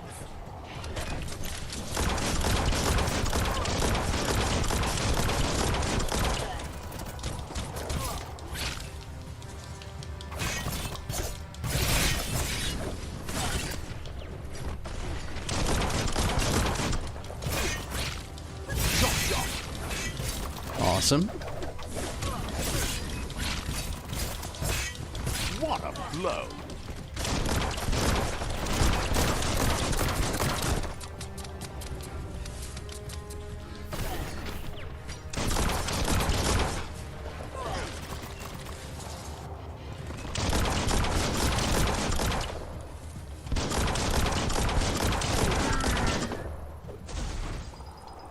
Sweet.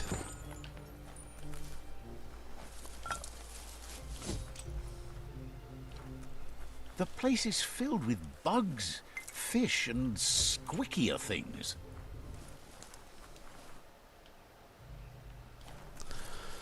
That's okay.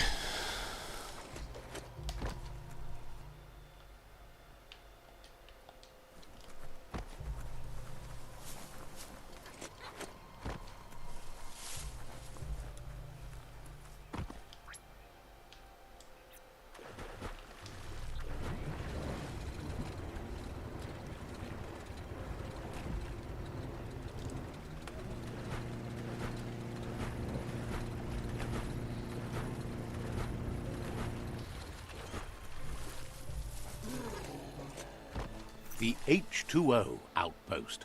Hope you don't mind getting your feet wet. H2O. Jesus. Let's see.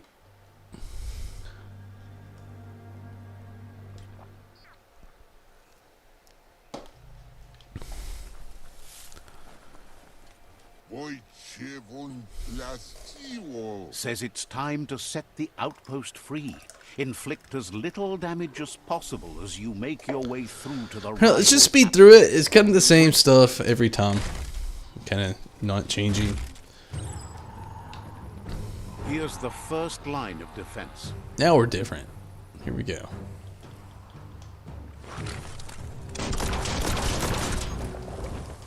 Careful of that pew-pew, Machina.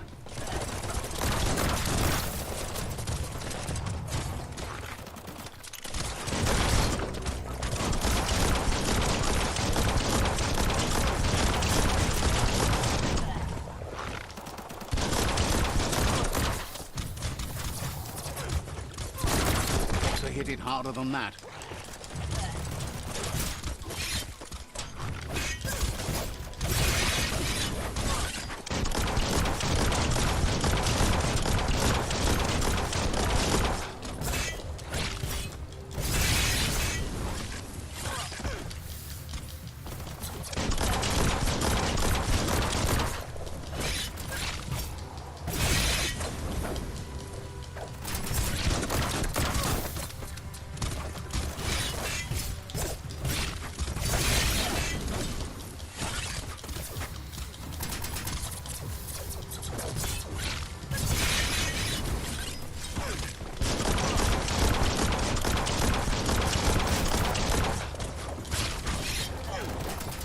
Here we go.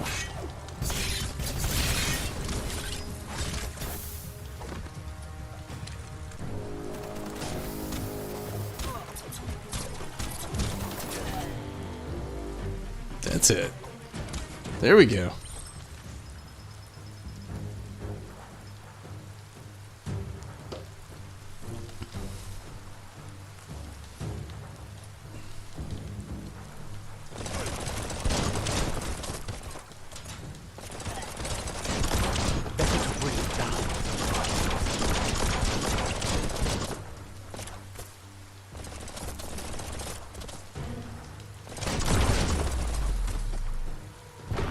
Bullets from that. Okay. Did not expect that, but that worked.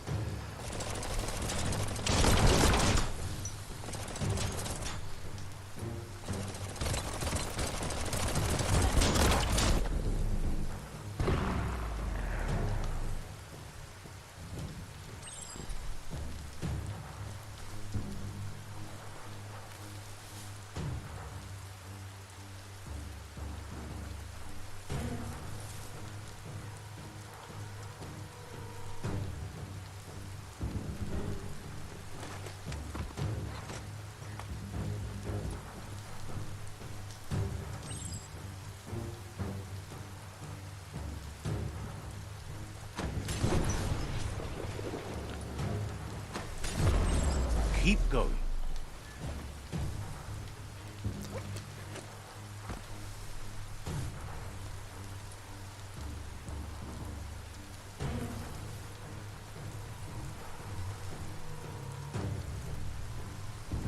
Heads up for that oil boiler. The hell? Oil boiler?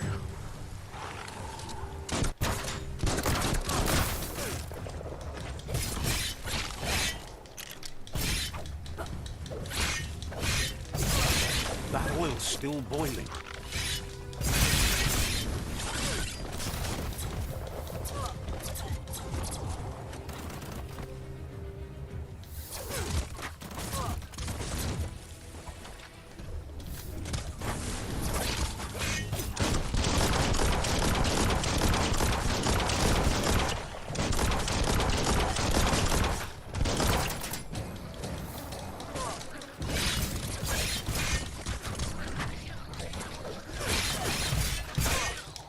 What up, Riz? How have you been tonight, Riz? Glad you could jump in. It's a little late. I'm sure not a weekend ago, Riz.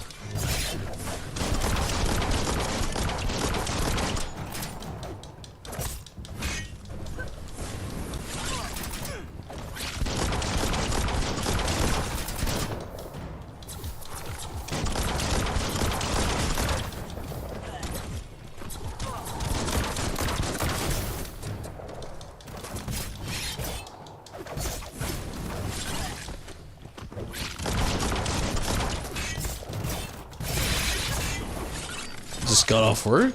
Oh, jeez. Hopefully it was a good day at work.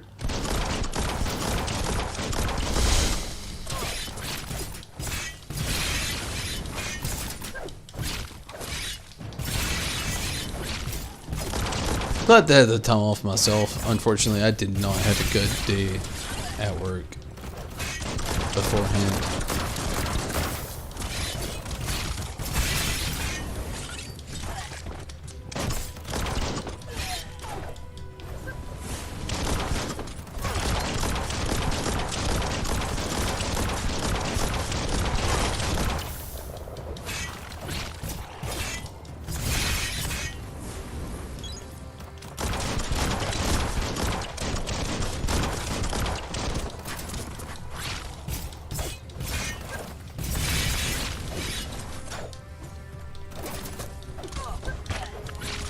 Getting somewhere at least.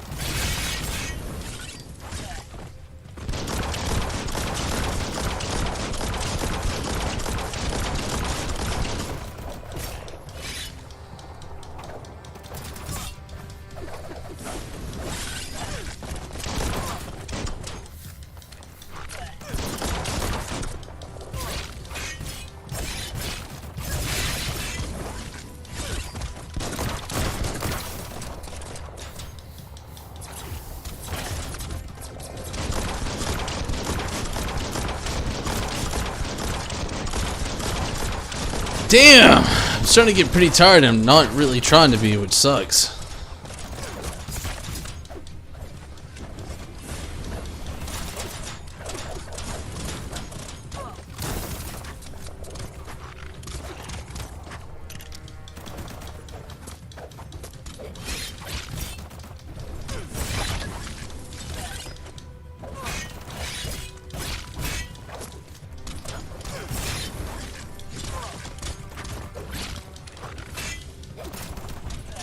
Stay away till you take that thing out.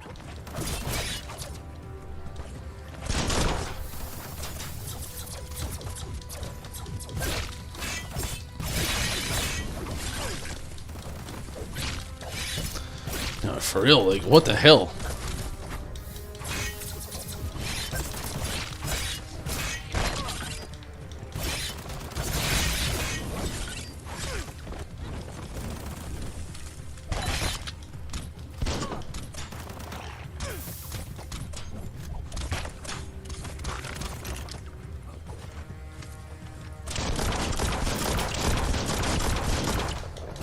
Destroy the container?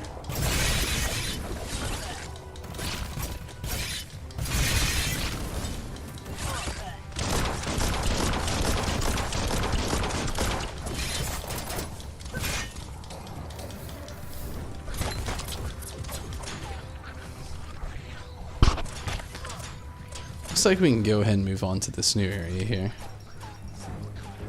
If I can figure out how to do it, we gotta get up there. Alright.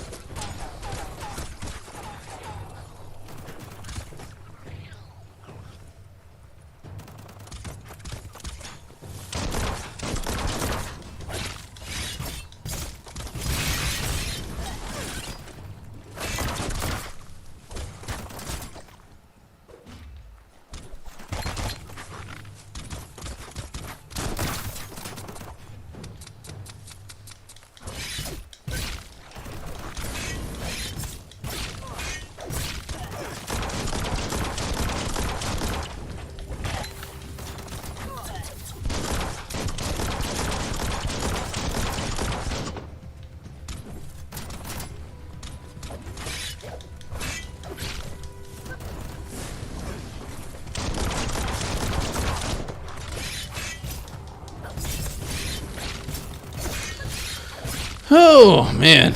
We're getting kind of close, it looks like.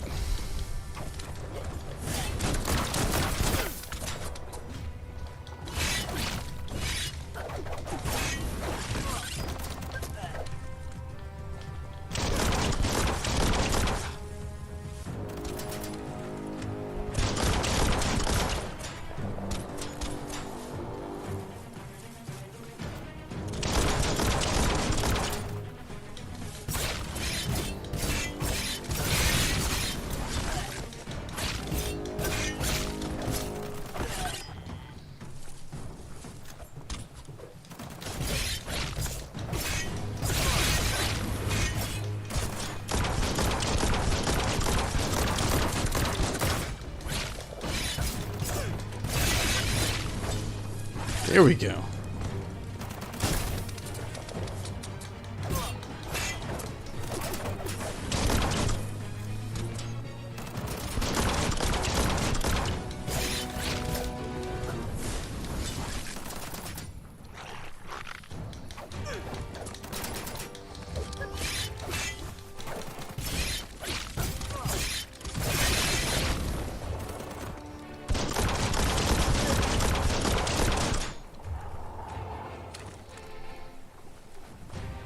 I'm sorry, I'll be right back.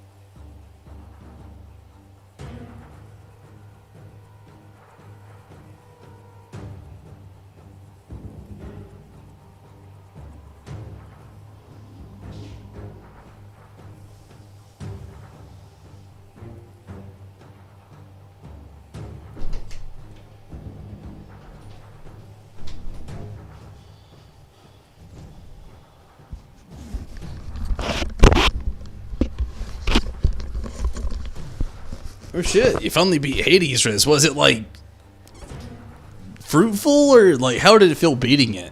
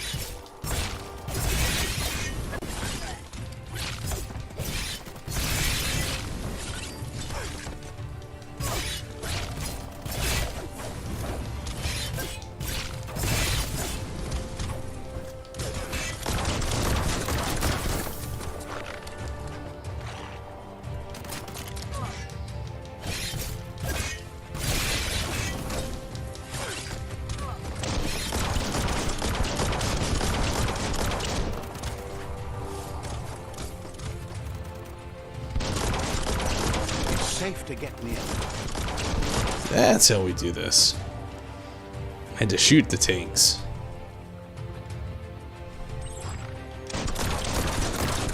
Same seas.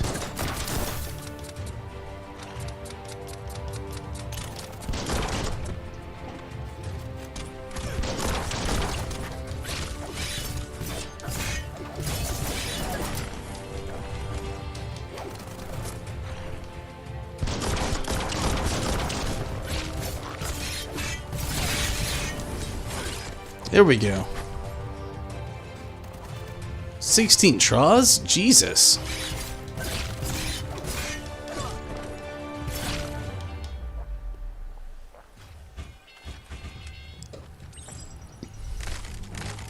Here's the second line of defense.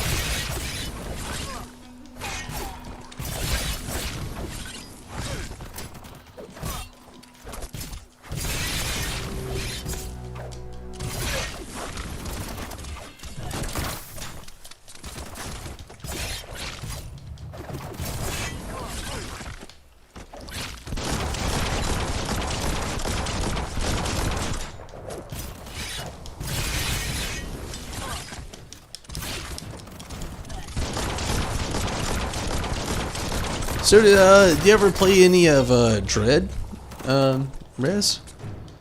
I know Tim was telling me he'd already played and beat it, and he really enjoyed it.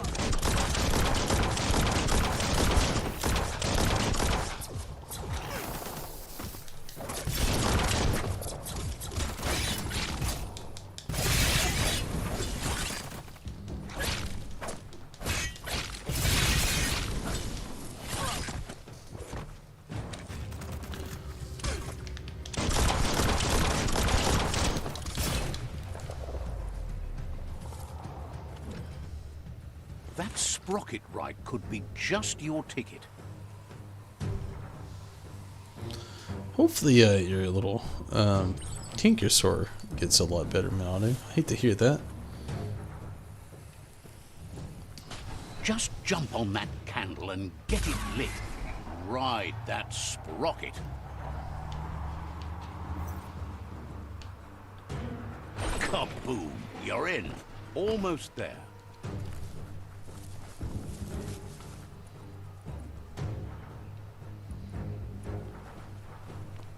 Seems like that's pretty much it. The outpost belongs to your tribe now.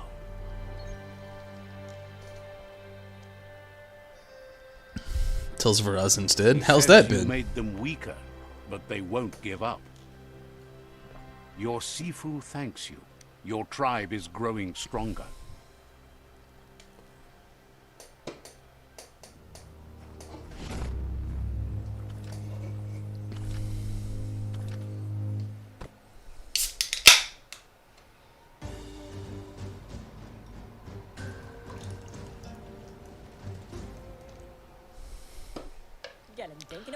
He says you did Just gonna skip through it, honestly. It says the same thing every time, so let's just skip through it.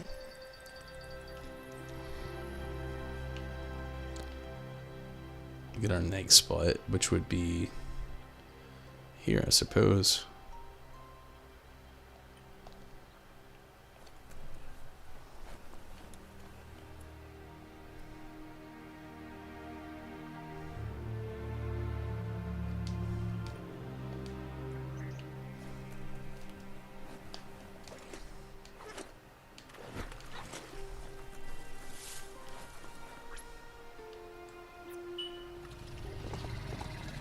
That's the rumor.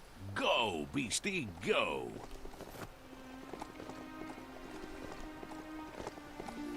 The compat.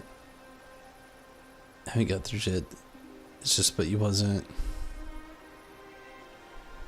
It's a bit weird. I feel you. I mean, Metroid's kind of always been like the same gameplay as, like, you know,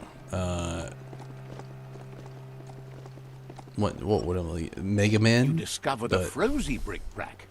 Wonder what's left inside. A little different as well at the same time. It's a cold zone.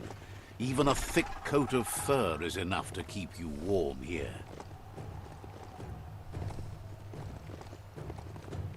Just trying to go after this next little team or whatever.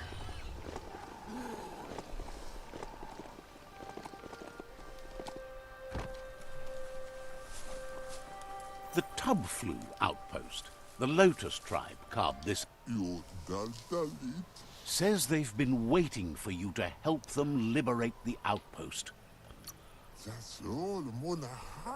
They've scouted the outpost while they were waiting and suggests you have a look at what they found before entering. There is a high boom team ready to help with taking over that outpost, but it seems their arc shooter is busted.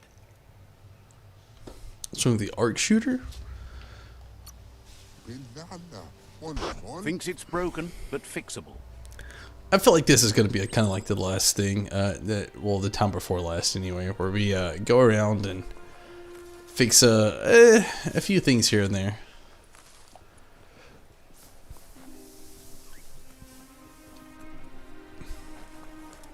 It's okay. We'll get it. There are things out there waiting for you. Oh shit, we had a level up. They ends up trying to kill us at the same time.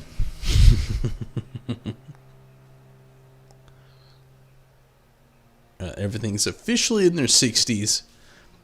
Let's go vitality. Feeling good?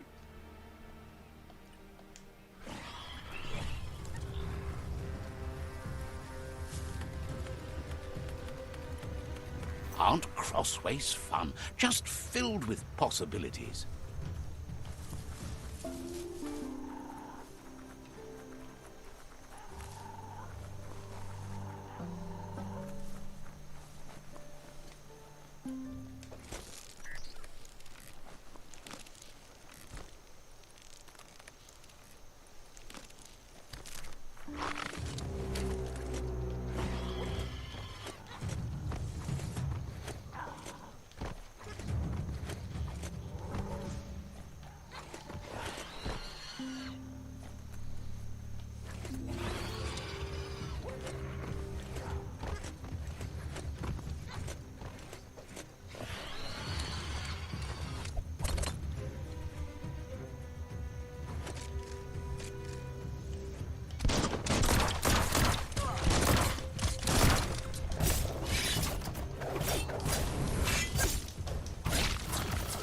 Just get all we can out here.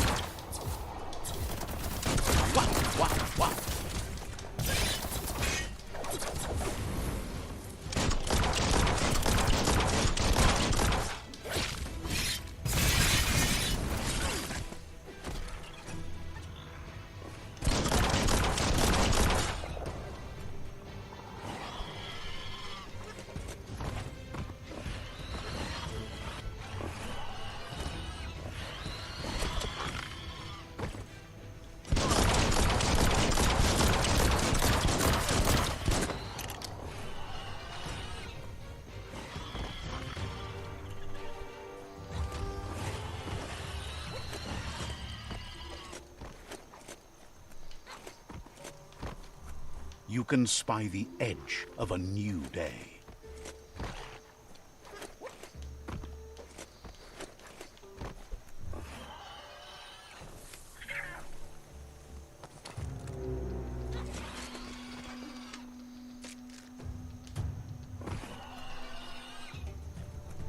Get up there and get fixing.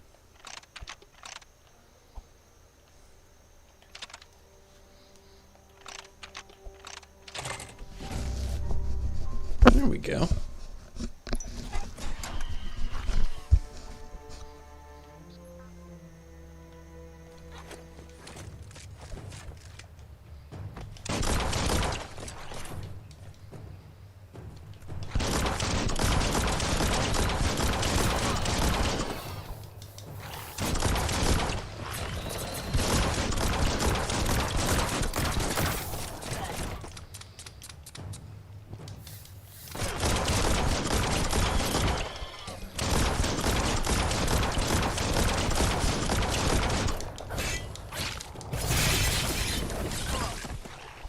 Combat's a little bit weird, but you haven't started. I feel you. Sounds interesting.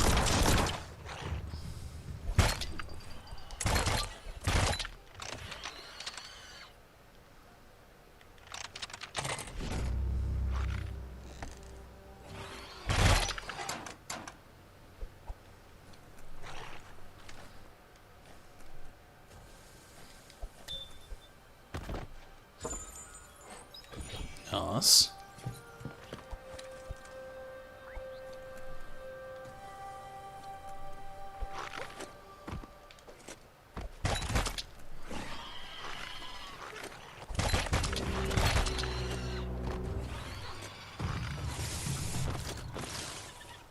Oh, son of a bitch. What the fuck? Oh, I don't even know how the fuck we get back up there. Okay, there we go. Amazing to see so much happening today.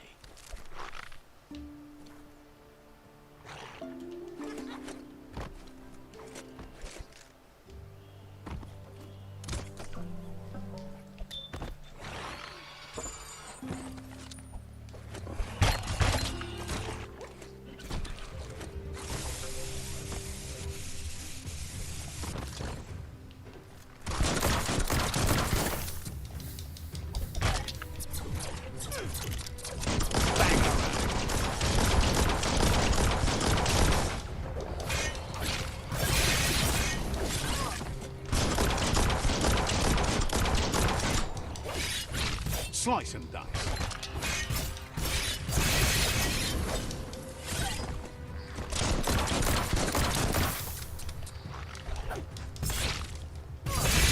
Youch! Ching!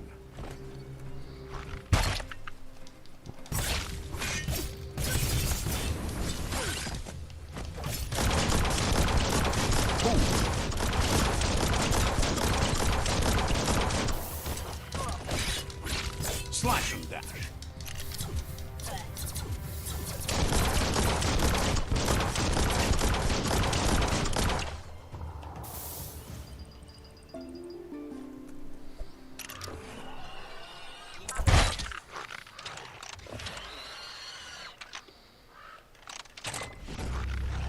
There we go. All fixed up.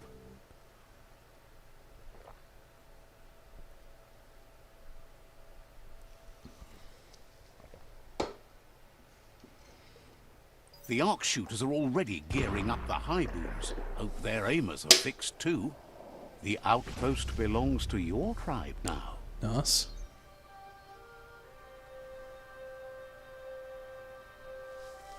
He says you made them weaker, but they won't give up. The combat's a bit Your weird, but you started Sifu having thanks that. you. Your tribe is growing stronger. In this game, it's got a decent story to follow, but mostly it has that like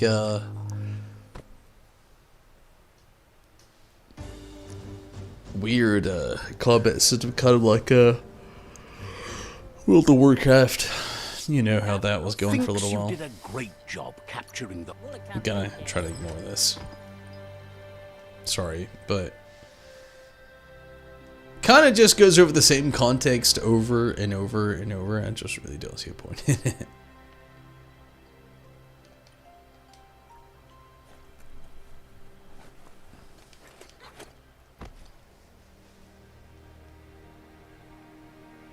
Miss the street. Some of the street. Yeah, I mean, a little bit, honestly. This game has an okay story as far as being thick, but it's not too thick either, though. So some stuff you really probably don't miss as much as you think you might. Gonna go ahead and fast travel here, and we'll go from there.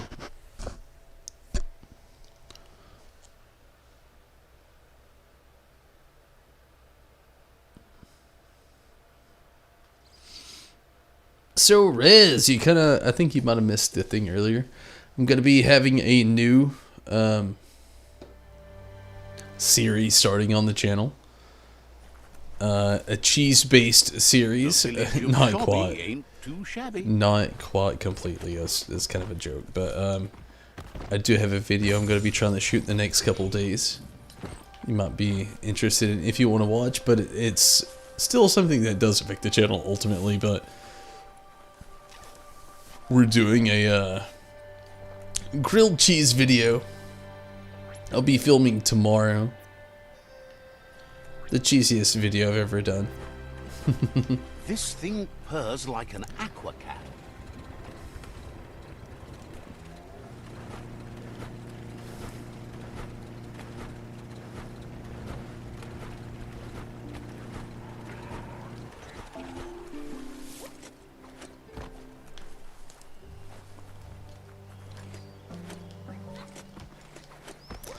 But yeah, we're getting to a certain point. No, maybe not the RIP, but we're it's something in a certain direction. They've been waiting for you. Taking control of this fort will bring peace between your tribes. Definitely no maggot cheese. The scouts have reported activity nearby that's worth looking into before you enter the fort. They've positioned a storm tower near the fort that you'll use to get over the wall. However, you need to prop up its wheelhouse first to stabilize the situation. Says you don't have to knock to get inside.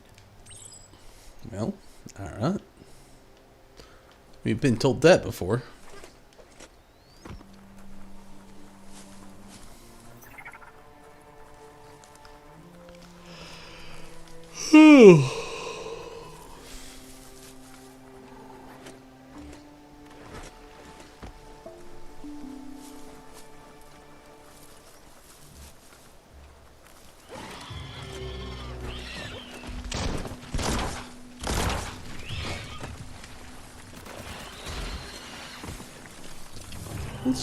Let's try to avoid it if we can. I mean, I don't. Bud Scarfnunk. Scarf. Bang Shelter 8K. Gotta give it to Toxanol. They built these to last. It's easy to lose track of time down here.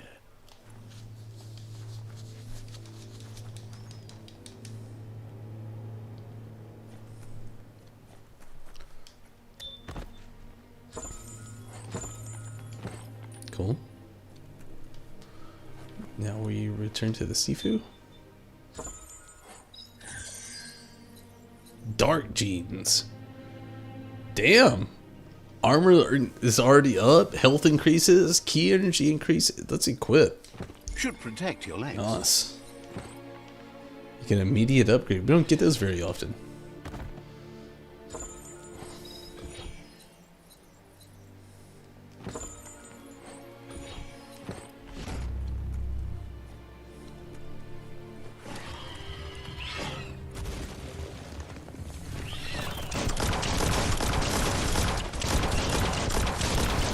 What the hell, Snarf? Go back to the Thundercats.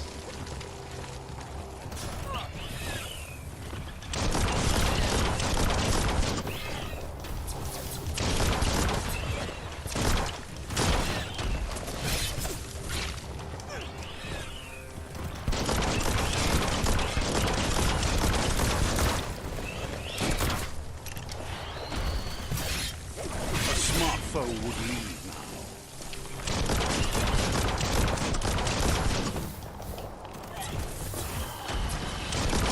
Two of them? Oh, of course there is.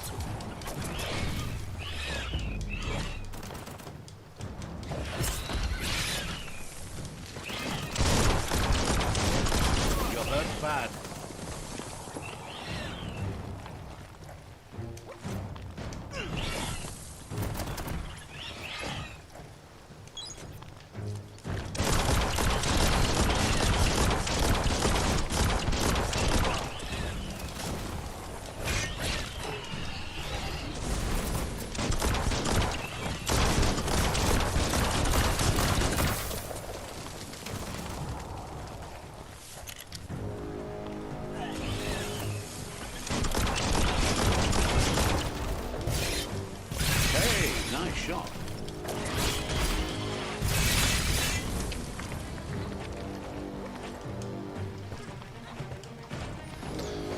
Oh, we're getting somewhere.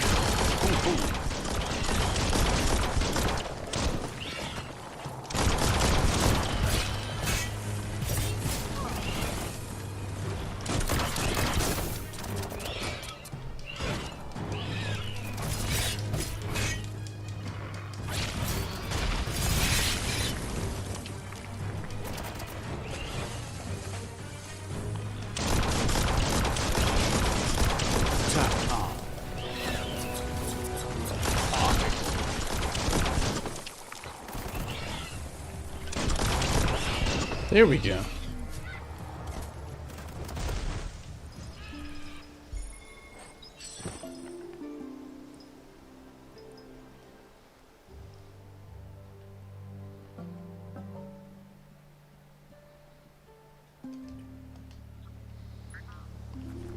Seafood's just right over here.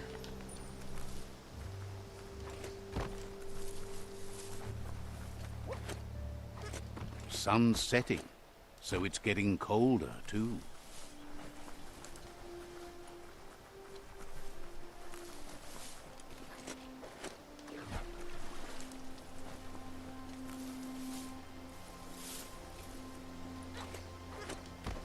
Whew, that was so close.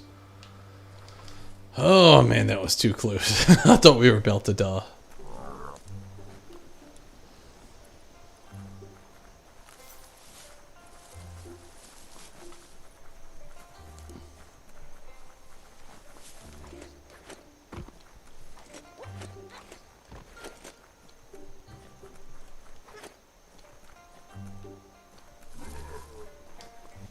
It's time to set the rival tribe free.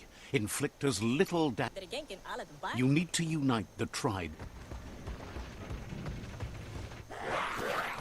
Sorry, a lot of the rinse and repeat, they usually say the same thing in a lot of this shit, so I was just trying to blast through it.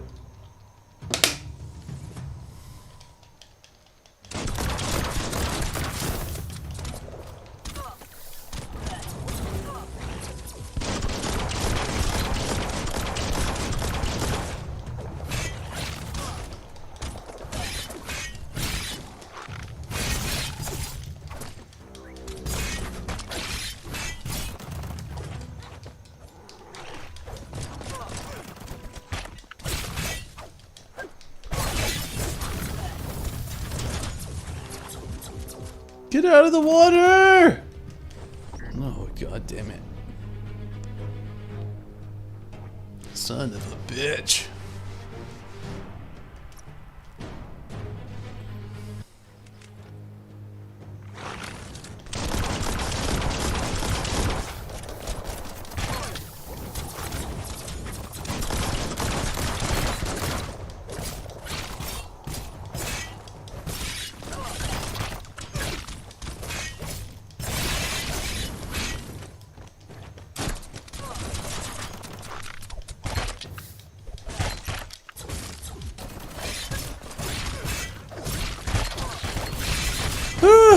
I'm so tired. I'm trying to fight the sleep. Very hard to do so.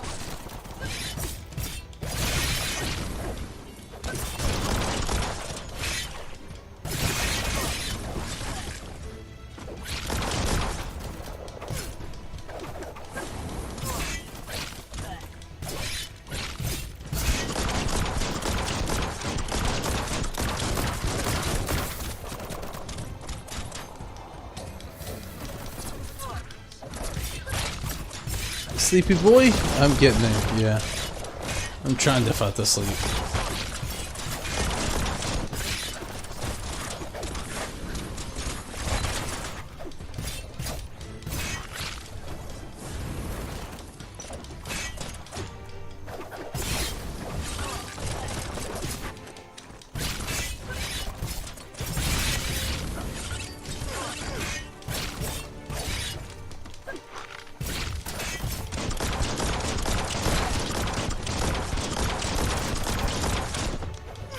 What if... no, that was... It was gross.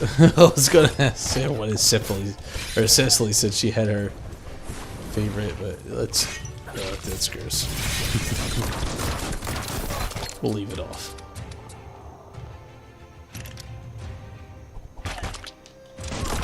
the hell? Where the hell did you come from?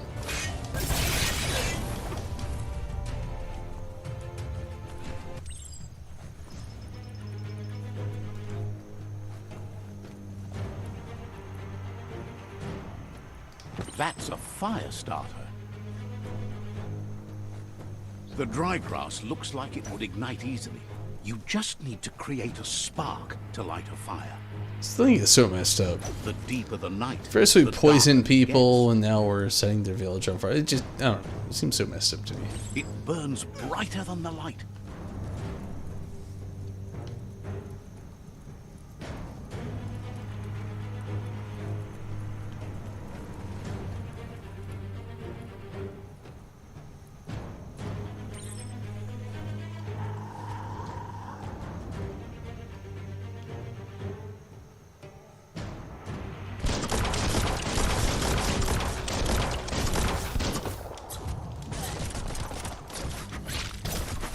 Crackle, crackle, pop.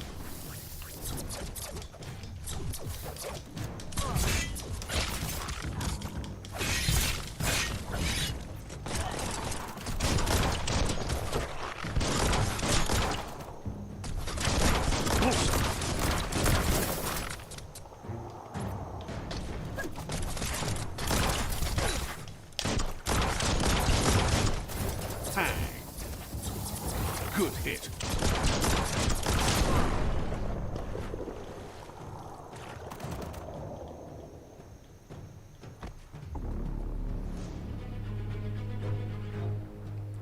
Shit. I am a sleepy boy, yes. Let's try this again.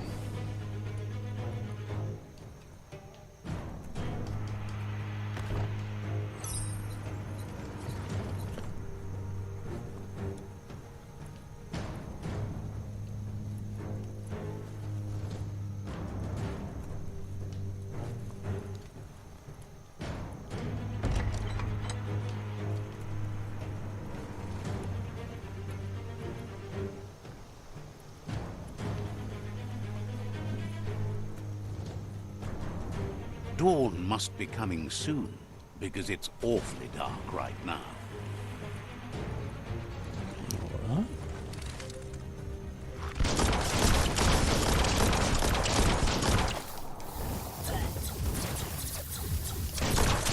Back, Urban.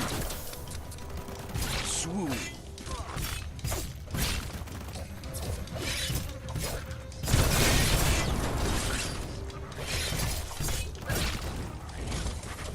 No, no, no, no, no, no, no, no, no, son of a fucking bitch.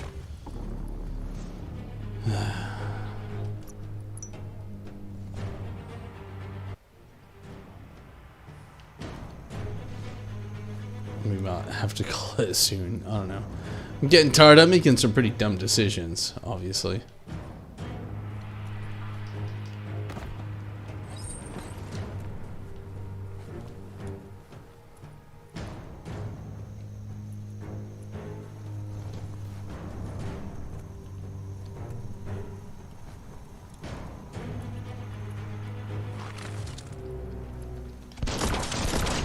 Dead on.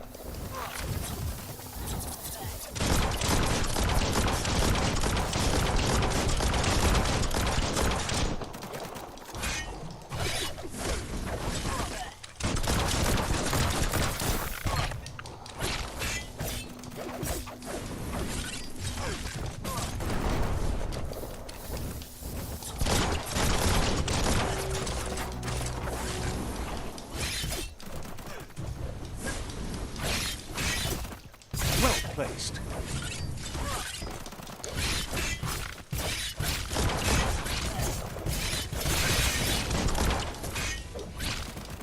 I'm pretty good. Get this over with. Lava.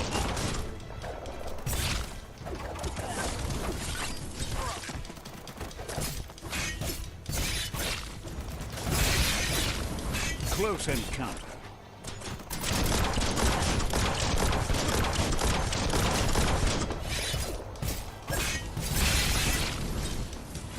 There we go.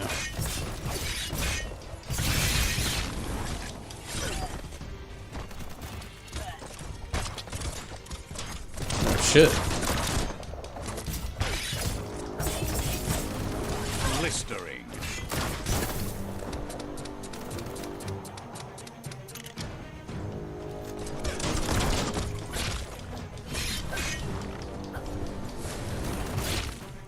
Grit.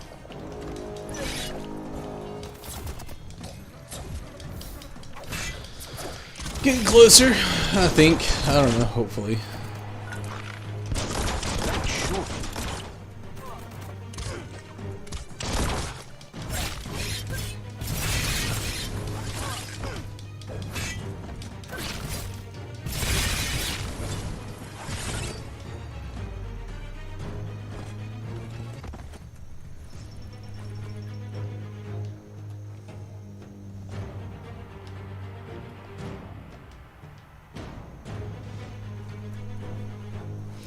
Honestly, I think I'm gonna go ahead and save it here. I am very tired, like Rez said. I cannot. Let's finish it then, I guess. Let's go ahead and You finish. need to believe how serious this is if you want to have any effect on it. The battering bonker looks like a great way to get through the gate. Bet you just need to knock and it'll open up.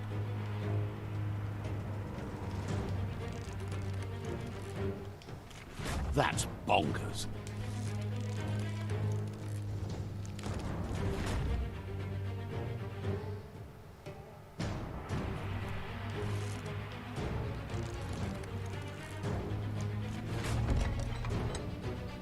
The Lotus tribe is seeking to build a perfect order, regardless of how many are hurt in the process. They want to subdue the tribes, as control is the only way they can guarantee peace.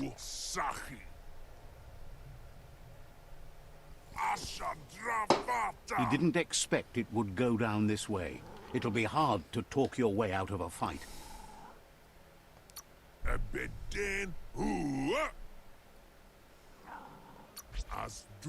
He recognizes the strength of a good argument and agrees it.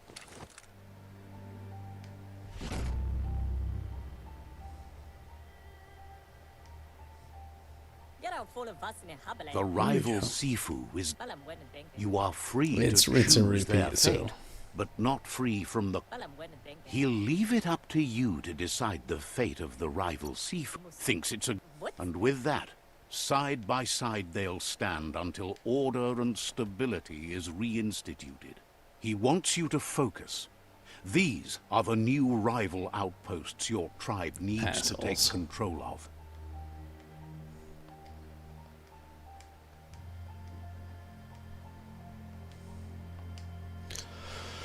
Alright, let's try to get out of here. I'm very, He very, says very you'll tired. regret not being on their side. The only way you'll learn their secrets, Wung Fu and the tribe weapon now, is if you defeat him. And that will never happen. Morphino, Minato. Your Sifu, but he's still concerned about the fate of the world.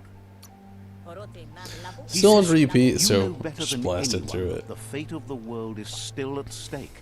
You What the fuck? Okay, there we go. Gonna go ahead and get some saving going on. I'm gonna call it here as well. I'm very tired, getting pretty damn hungry, so I'm gonna call it here. But thank you all so much for watching. I am exhausted. It's not just from tonight, but just the things I have in store for tomorrow. Just I'm very tired, and thank you so much for watching. But I didn't even mean to make a third one. Thank you so much for watching, everybody on YouTube, Twitch, and Facebook. I am out of here, but thank you all so much, and for all your support.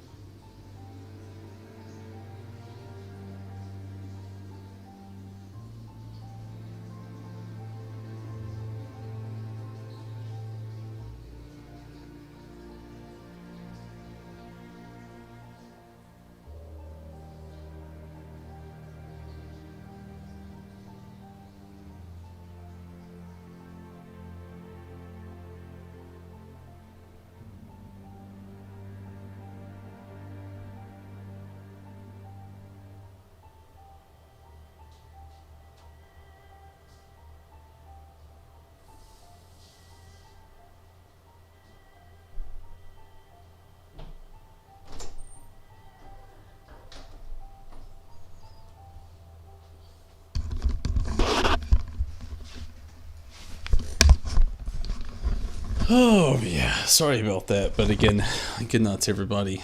Sorry about that. Really, at there toward the end. Really do appreciate everybody for watching.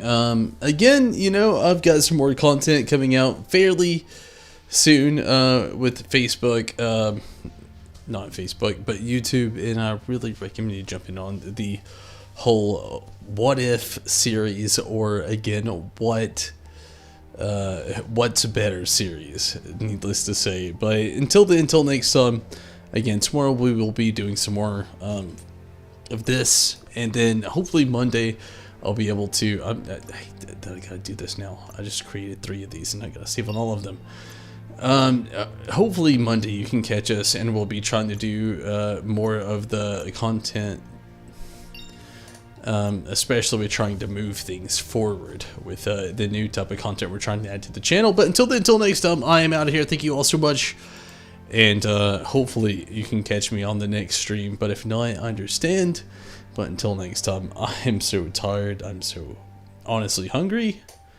So I'm out of here. Good night, everyone. Take it easy. Have fun. I'm out.